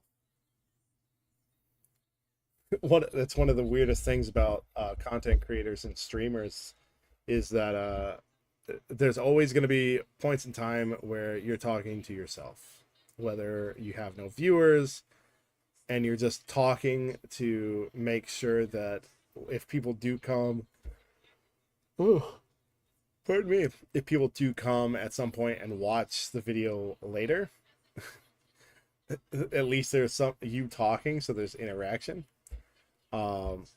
But it is kind of cool, like especially now with now I have more people. It's really cool when people are actually actively chatting. We can discuss things in stream. Like I actually like it. It's kind of growing on me. And then hi there. What is that? Orky Jag. Welcome. If you have any questions, if you want to know anything, this is a new server. We're doing a week 1. I have a week 1 guide that I'm kind of following along with.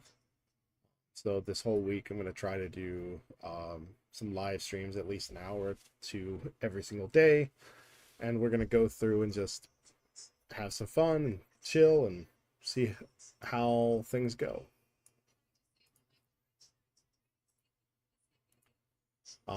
Do bear in mind, this is actually one of my first times really doing many videos or anything like that. So if there's any audio issues or video issues, just let me know in the chat or whatnot, and I'll see if I can't fix it as quickly as possible.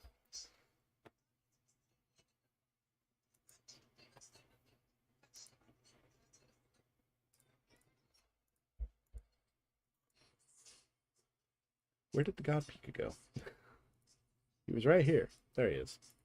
One of the things I wanted to mention is when you're doing your training, let's get back up to that point here. You will notice that there's multiple instances of dungeons that you can sweep. If you wait until you've got the highest possible level dungeon that you can sweep, is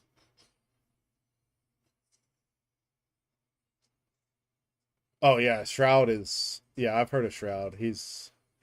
I didn't know that he went 3 years with like no viewers though. That's insane. But as I was saying, if you go to the point where all of the possible dungeons that you could sweep the materials from, you can sweep from the highest one. So this is, for instance, 3-1. And you'll actually get resources not just from what you need. So like I needed HP bag +1. not only did I get HP bag +1, but I actually got HP bag +2, which is what you'll need for the next level of training. And when I say next level of training, I don't mean domesticated. I mean the domesticated one. So as I'm sweeping here, we're going to be keeping earning those. And we're also going to be leveling up progressively as we go. I did do the math on what it takes to level up, at least to the first 28 levels. Because somebody had asked me, is it possible for a VIP 1 to get to level 28 on day 1? And not only was it possible, but I was able to get to level 29, which was because of the double stamina. So Orky says, having trouble to optimize his team at the moment, the issue is gold. So yes, I understand. Especially as free to play, you're gonna go through these first 10 very quickly. Now you have a couple options to get additional gold beyond this, although these are more of later that I recommend them than earlier. Early in the game, I recommend just taking it slow, getting the gold as you get it. But some of the methods that you may find is as you're getting the, like when you recycle Pokemon, let's actually do this the correct way. I'm not actually there. When I get to level 20, I'll explain it a little bit more in detail. But basically, you can recycle Pokemon, and you can get the blue Ditto shards instead. And those shards you can use just like you would use the Pokemon to increase your talents. Oh, but you can also use them to sell for gold. So when I reach level 20, I'll keep that in mind, and I'll show that one more. I'll show that again.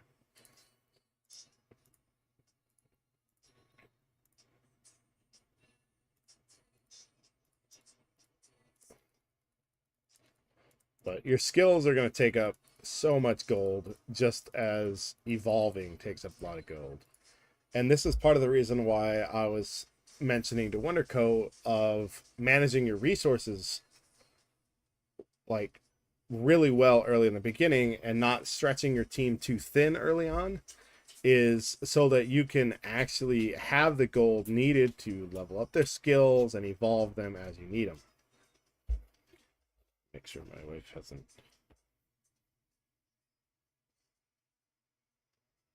Okay. Just making sure I haven't gotten contacted by my wife yet.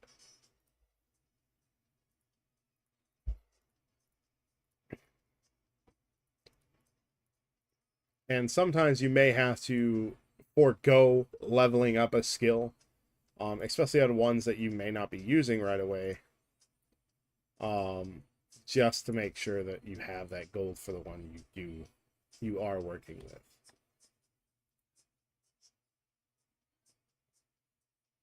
Yes, that's a great way to get gold too. But even then, that, I don't know. Would you rather the gold or would you rather the Pokeballs?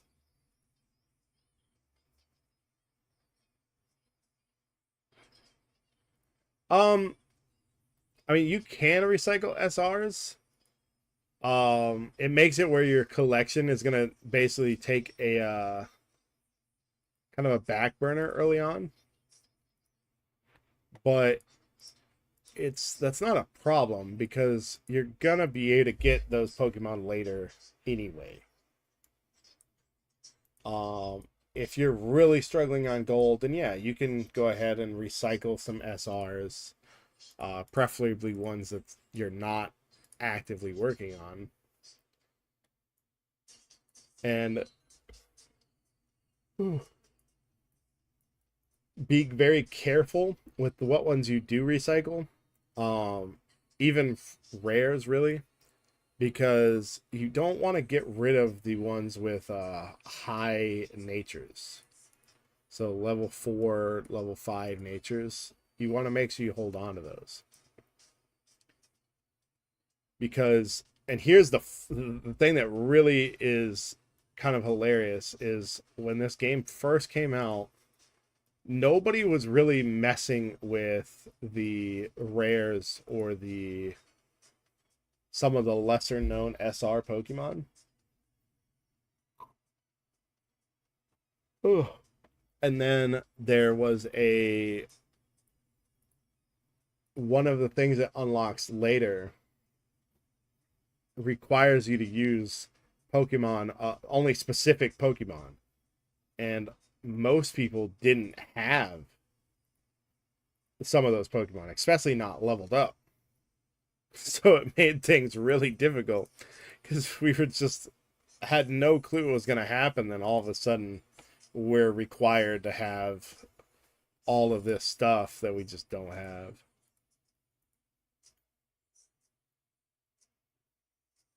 Am I still not high enough level for this? Probably not. That's mildly annoying.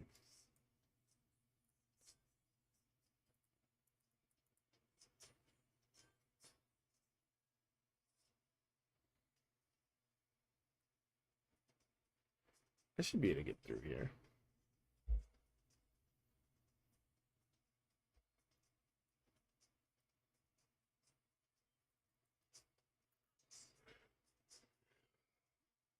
Factory is not upgraded, so I'm getting 5 reds and hundreds of whites. Yeah, it takes a bit. Like I said, you have to go through the difficult. Oh, yeah. So, this is funny you say this, because I had this issue before. I'll do another challenge here, even though I'm probably going to lose it. So, pardon me. By doing manual instead of auto, it's a lot easier to do. Granted, you can set it to change out Pokemon when you want to. But let's start this here. So this right here, this replace, basically tells the computer that you want to set a stopper after all these Pokemon have had their turn. So what you can do is it now gives you this option and you can move them around. Now you can replace basically one Pokemon a round. Now if you go 2 rounds without replacing one, then you can turn around and replace 2 that next round, and so on and so forth.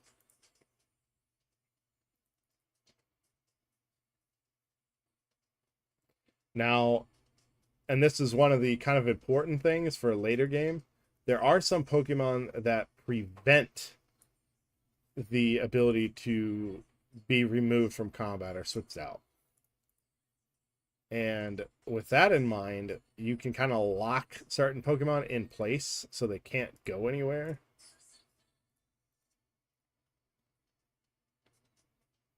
Oh, we survived. That's incredible. Yes. Yes, it is very important. And at some point you may have 2 tanks, and being able to move, you'll kind of get the idea of how the AI targets things. A lot of times they'll sit there and target the first Pokemon in your party, like the world boss always targets the front Pokemon. Once your front Pokemon is dead, it starts targeting the next Pokemon. So you can kind of use that to your advantage to switch them around and kind of balance out the damage you're actually taking every turn. And it gives you the option to, if you're using healers, you can actually come around and heal your Pokemon. Oh no. I forgot to switch just now. I probably could have beat that one, but I forgot to switch. But yeah, it lets you move your Pokemon around and ideally heal up some of the ones that are hurting, so to speak.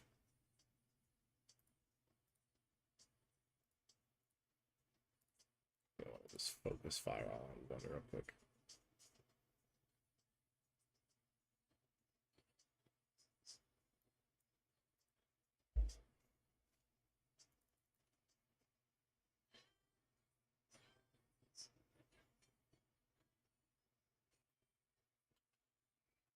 And you can see that obviously by moving my Pokemon around, I created a more advantageous method of actually beating. Probably have 3 tanks. It's possible.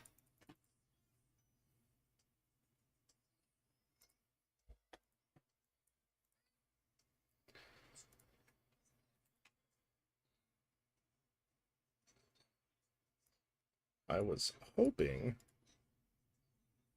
to get far enough into this to actually reach like level 26, but I guess I started this stream a little bit too late.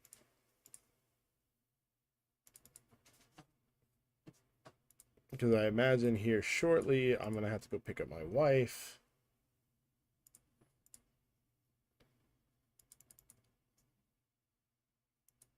And as I mentioned, I do want to follow along with my week 1 guide, so I definitely want to, even if I have to do it off camera, I'll probably make sure. Normal Garchomp, I don't know why I caught that again. Normal Garchomp has a higher initial damage output than Mega Garchomp. Mega Garchomp specializes in its OKO, which you can actually get to the point where you can do basically infinitely. So every turn you do OKO, you throw on the War Spirit TM, and you like every round for 5, like you just get up to max stacks of the War Spirit damage increase, and at that point there's almost nothing you can do to stop it if you don't have a way to just counter Mega Garchomp. As for initial damage, like actual full on, like come out of the gate and just deal damage, if you set up with Mega Garchomp or Rayquaza is a better setup Pokemon when it comes to Dragon State.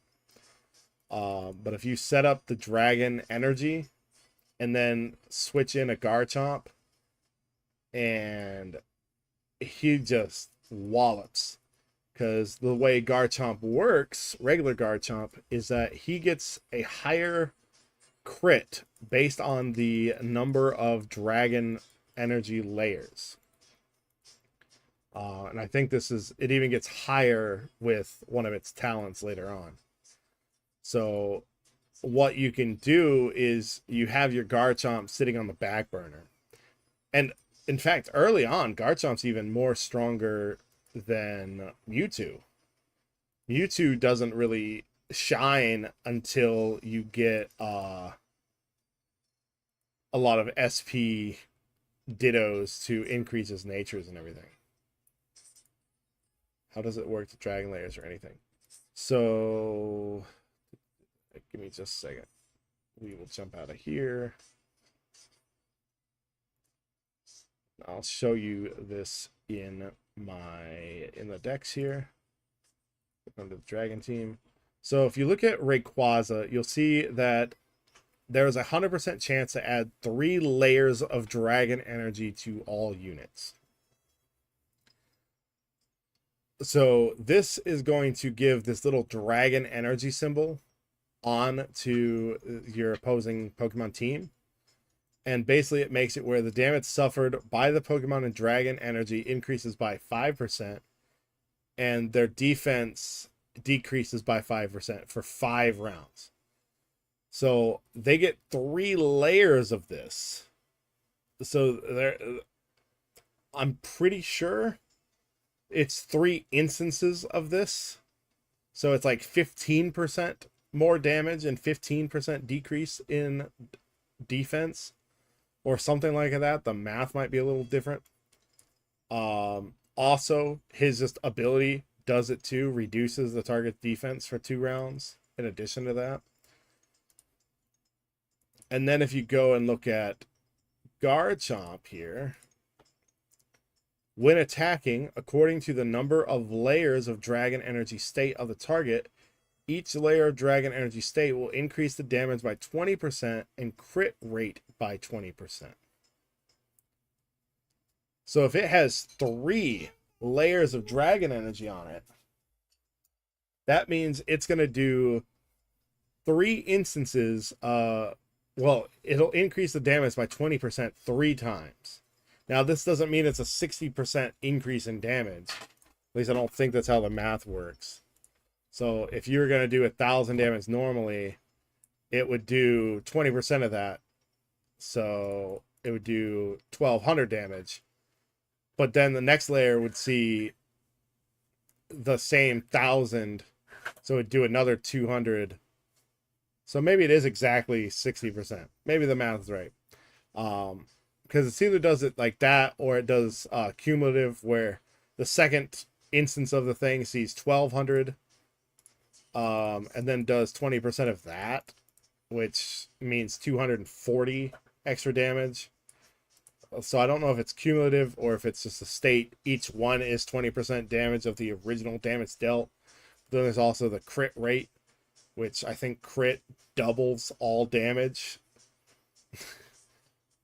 So if you're doing a 60% increase in crit rate, then it's just even more damage. And then you have this OKO strengthen crit rate provided by each layer of Dragon Energy plus 12. So now it's like a 30. What was the initial crit rate? 20. So 32% crit rate increase for every layer on it, which is practically guaranteed crit at that point. So that's why it's so important to set up. And it's not just the Dragon team that does this. Dragon team probably has the highest initial damage output. But like the Water team has a double effect. They dampen the enemies while also puts your team in a charming state. So your outputs will do more damage to dampened enemies, but the charming state lets them have, you can build it where you gain more life, like you have life steal if you're in the charming state. So you look at all those different synergies and you build your team around that, and that's how you actually, that's where your damage is really coming from. Now, there are methods of getting is Ray, Mewtwo, Garchomp, and Garchomp just do almost with crits with his okay.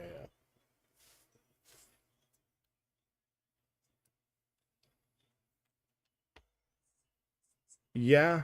I mean, eventually it gets even worse, like even more.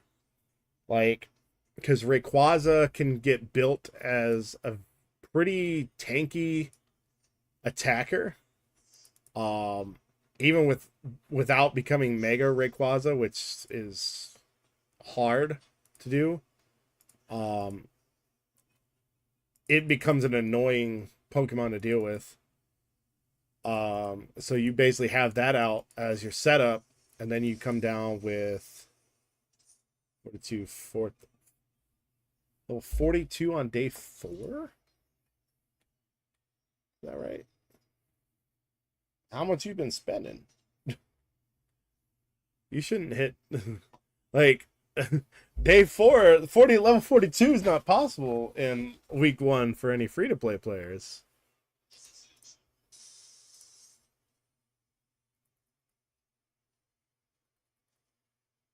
I mean, it did say you have Mewtwo, so it's Jesus. 42 4th day.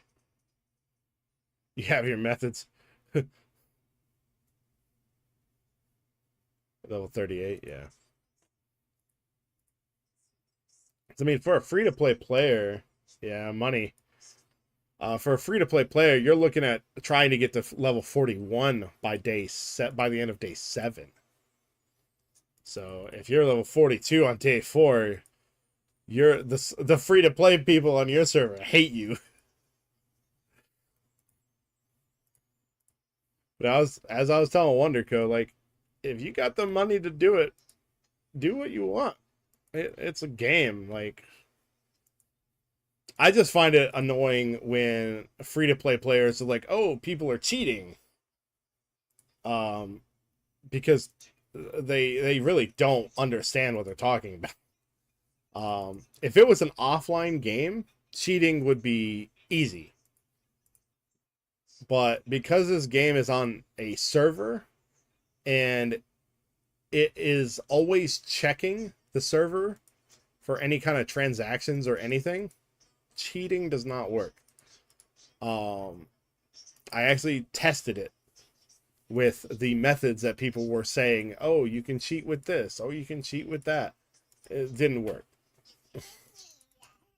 because it involved basically finding the basically doing a deep dive into the memory transactions, I guess you could call them, of what you did. So it was a method of trying to rewrite what got sent to the server.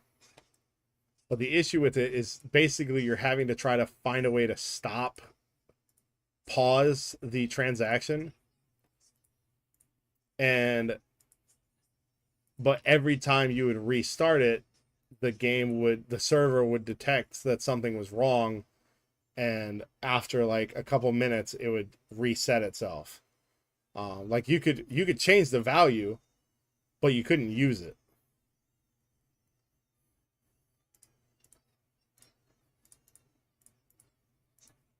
And then it would eventually correct itself, and there's nothing you could do. So, which I don't condone cheating, especially in online games. Regardless, if you want to cheat in a game, go play Skyrim.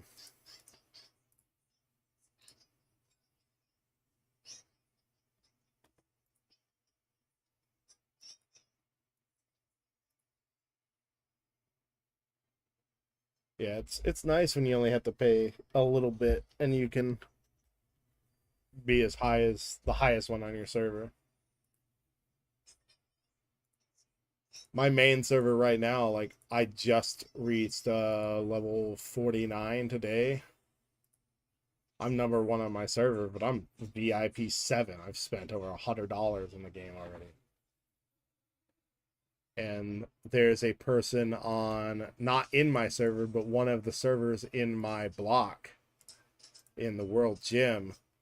They're already over 1 million. And like they're level 55 and already at 1 million. And they started in the server after me.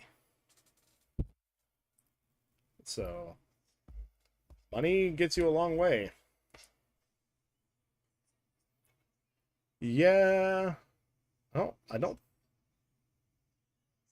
think server 140 was one of the ones I joined and then left.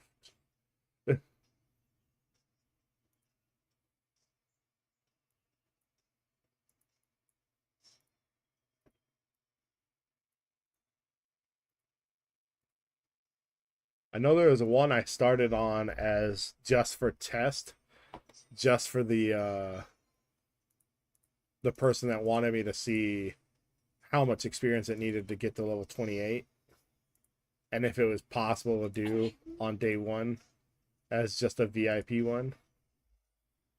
So hopefully that wasn't the server, because then I kind of feel bad for leaving you all alone.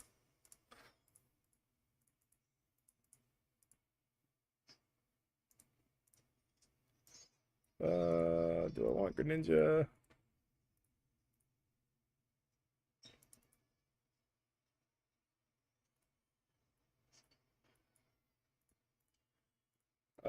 You know what? I'm gonna catch Greninja just in case. 134. Yeah, my main is on 98. I can actually see what my other server was. 'Cause there was another server I was trying to do free to play on, and it was there were just VIP 5, 6, 7 everywhere. So I didn't feel like I didn't have the time to really try to compete with all that.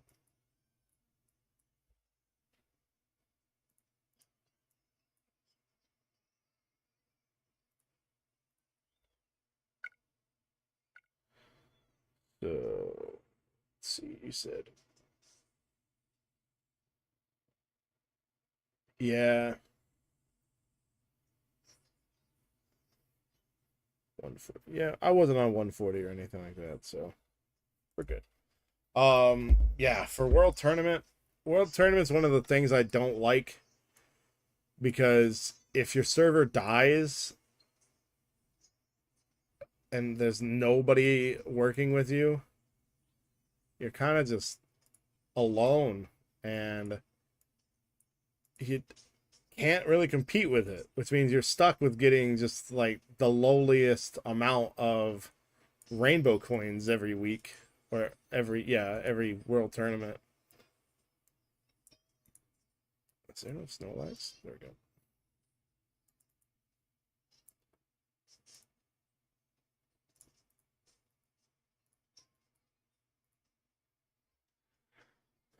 Like right now, I have my main account has a bunch of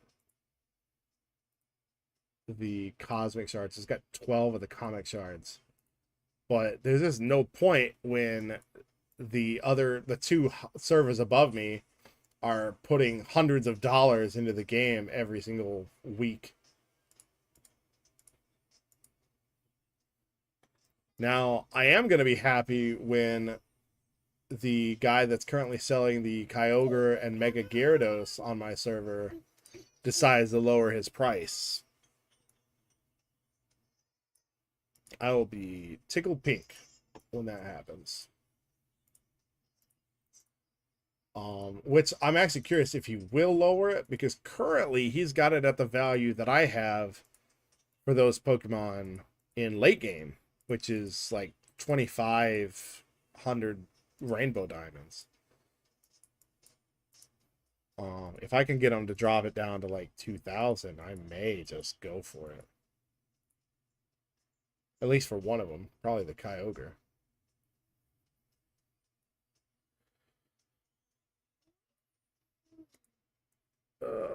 Should I stick with...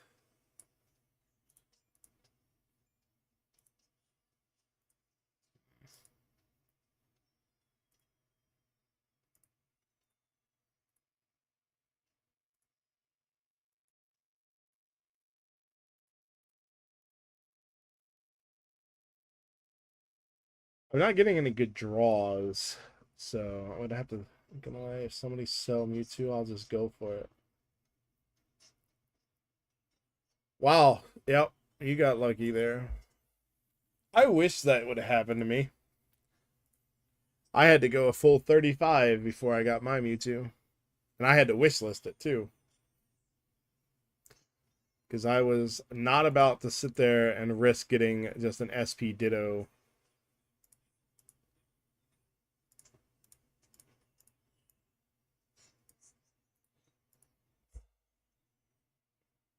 Which now I need SP Dittos because my Mewtwo is just like a 90 IV with no natures.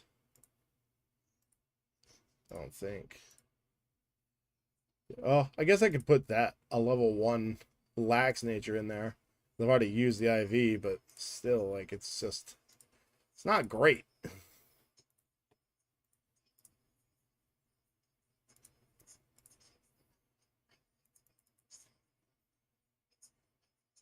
Yeah. And that's why regular Garchomp actually outdoes Mewtwo for a significant amount of time. Like it's honestly kind of annoying how good Garchomp is to Mewtwo. Like everybody rushes to Mewtwo because it genuinely is a good Pokemon. But it honestly isn't a great Pokemon unless it has level 3 or higher Mega Brave.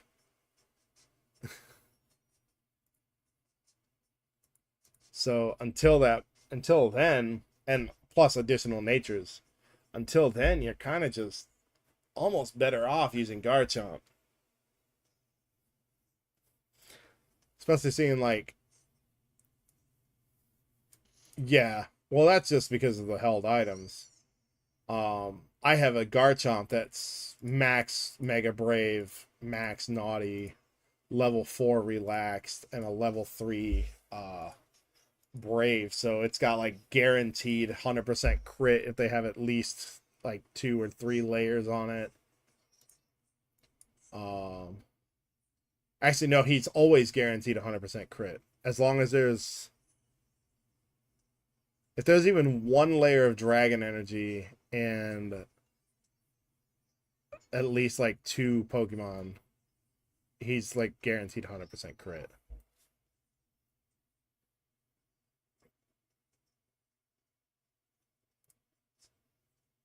So it's,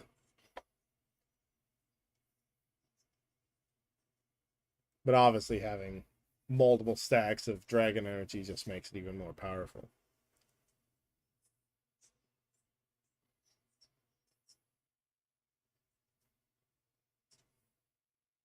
Yes. It amuses me just how much different Garchomp and Mega Garchomp are, though. Like, they're 2 completely different playstyles.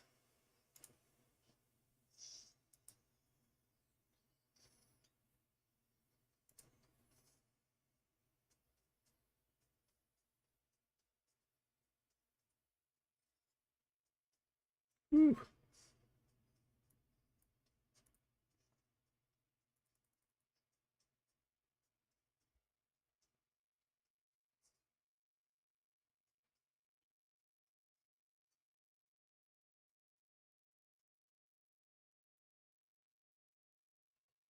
And then this is where having the ability to switch out becomes really useful. Because if I don't kill this Dragonite, my Butterfree is going to take its energy away. Well, that's fine.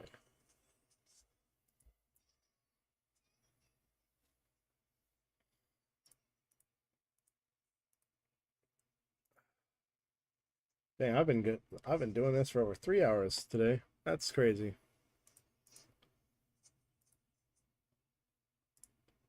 Well, I was hoping to get all the way through my day 1 list of items on the stream,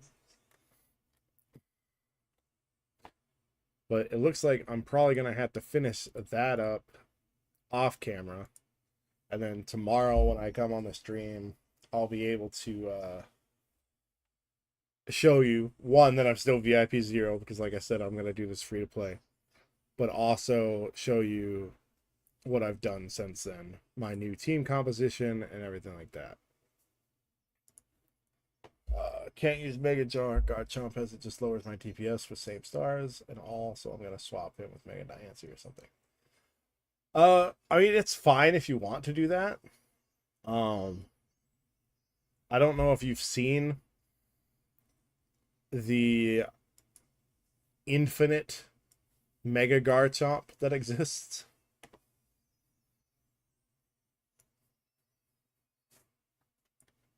Can I switch this? We're gonna.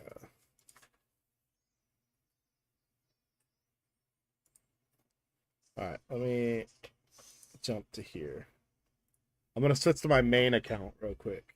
I'm gonna go into the world boss and show this to you. So the way it works is as long as your Mega Garchomp has the highest attack stat. Hang on. Actually, let me show it to you here. Let me do the full thing. So if we look at Mega Garchomp, he specifically states on his skill that he steals, and not only does he take energy away from your opponent's Pokemon, he can steal that and give it to your unit with the highest attack or special attack. So basically, you make sure he has the highest attack or special attack of your starting lineup. So my starting lineup is Mega Snorlax, Mega Diancie, and Mega Garchomp. So obviously he clearly has the highest attack stat. I also have him with a War Spirit. Now, this is because if he's doing infinite OKOs, that means he's going to be getting that trigger from War Spirit every single round. The uprightness buff. And this stacks up to 5 times. So I'll kind of try to stop in each round and kind of show it to you.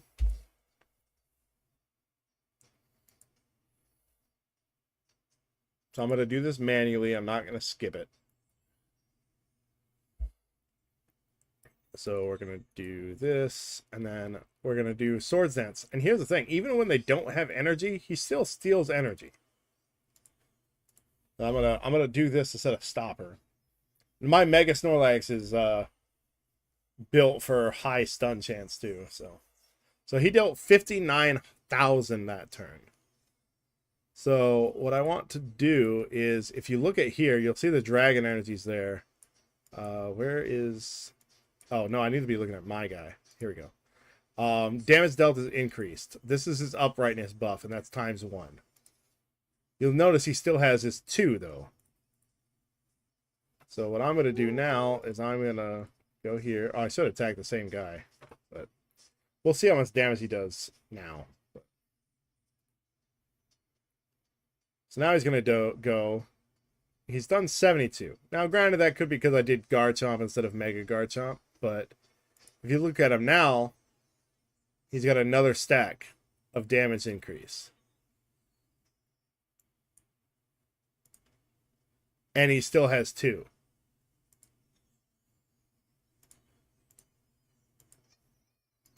So with this team, I can basically stun lock. Because Mega Diancie stuns as well. And she usually stuns the highest attack power that they have. And again, he now has 3. Now, every time he does this, he's resetting the 10 rounds that he has this damage buff. So it always stays. And eventually he just maxes out at 5 and he stays that way.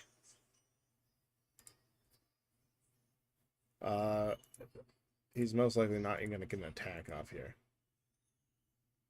Yeah. I don't think I've ever wiped them all in the same turn. So for this, I want to actually rest. Normally, I would take these out a certain way so that I could do only just like one of these at a time. But for this, I just wanted to kind of show you. But it's very important to make sure that Rayquaza does not get his ability off.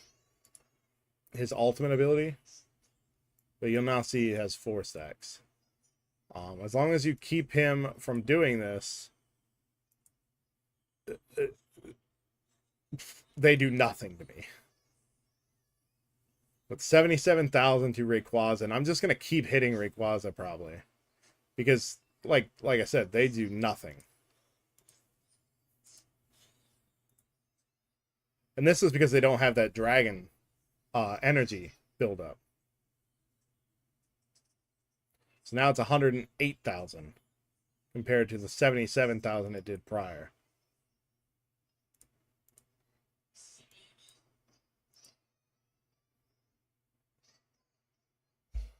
But of course, now he used Twister on my Snorlax, so I can't hit him with the okay.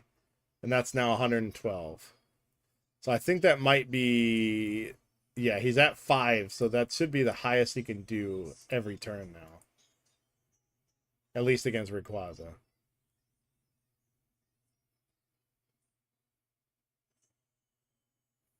$92. Don't know why it lowered there.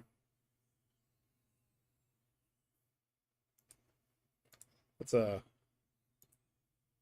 prevent this Victini from using her OKO. Yeah, infinite uses of energy stealing OKO. You can't shy away from Mega Garchomp.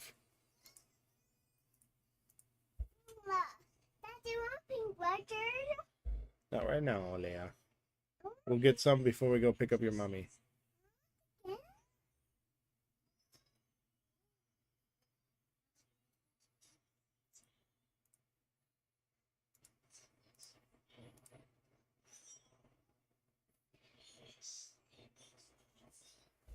Yeah. Um, and honestly, Mega Snorlax, because I know how to build Mega Snorlax, it's not even as good as it could be.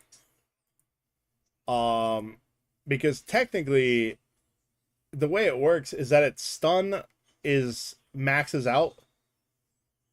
Its stun chance maxes out at like I think 60% or something like that, and that's for each Pokemon.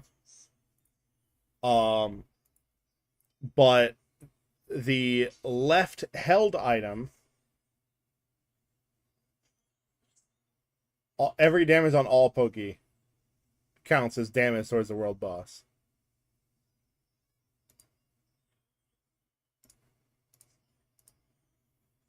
Oh my gosh, if it's only on Mewtwo, that would be, that would mean your first round just does nothing.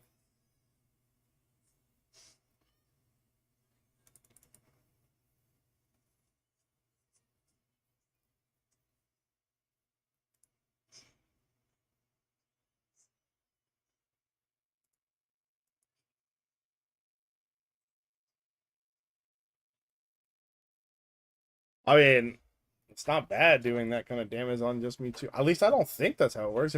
If that's how it works, then I've played this game wrong for like over a year. We'll find out at the end of this 20 rounds. Because that's one of the most important things is actually lasting the full 20 rounds. Like if you last the full 20 rounds and still dealing out damage, like it's a good team. And you notice I've done this with just 3 Pokemon. Like I don't even have an entire team of 6.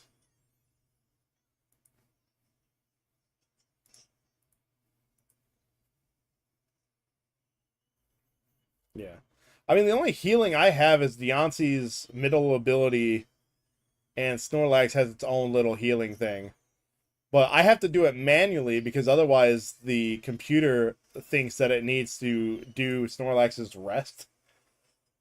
And when it rests, my Shadow Kill won't activate, giving me my extra energy. And that's how I'm able to stun. I'm able to do it stun like 6 or 7 times out of 10. So I've done 6 million damage here. Look at my Snorlax's damage.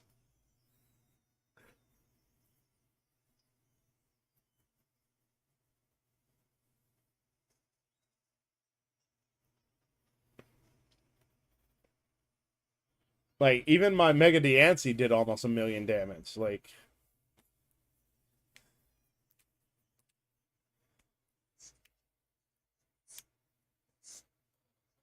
yeah, this is the team that I like to play. Now, when it comes to real-time arena, I run similar to this. Oh, that's fine. I mean, I have work tomorrow, but tomorrow night when I get off work or whatever, I'm going to be on Discord, so I usually get off trying to start with my account.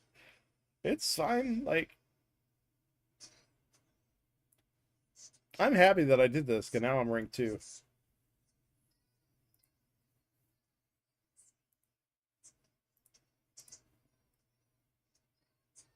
And then I don't know if you're aware of the ability to recast held items to get guaranteed percentage items. But if you're not aware of that, we can go over that tomorrow as well.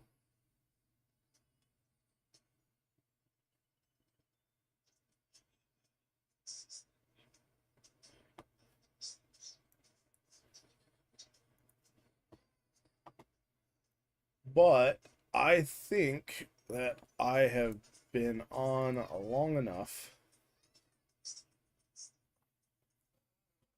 It's been almost 4 hours. So what I'm going to do is off camera, I will finish up the day 1 stuff for this account. Tomorrow we'll go over the stuff that I finished up for day 1 and start on day 2. And if you're on Discord or if you want to jump in while I'm streaming Orky, I am more than welcome to help you out as well.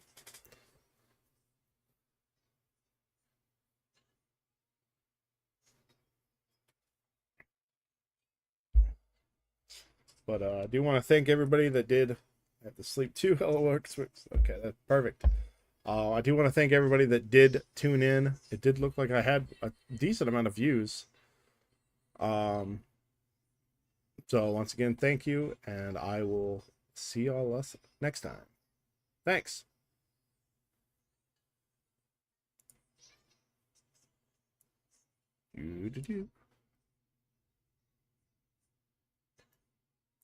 Yes. Let's see.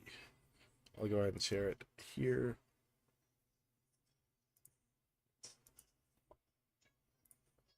It's actually, if you're on the Discord, it's actually in the game guide section. It's the last thing that's posted in the game guide section already.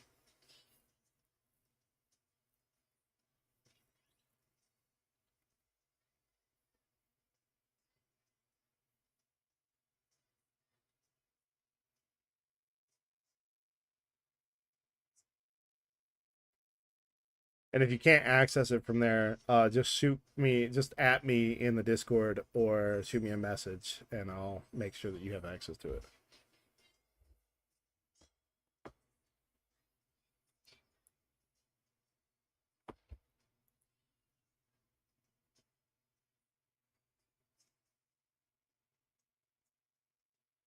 All right. All right. I have to get off. Thank you very much for jumping in and joining me. I will probably see y'all on Discord still. I'll probably still be active on there for a little bit, but I will see y'all tomorrow. Thank you again.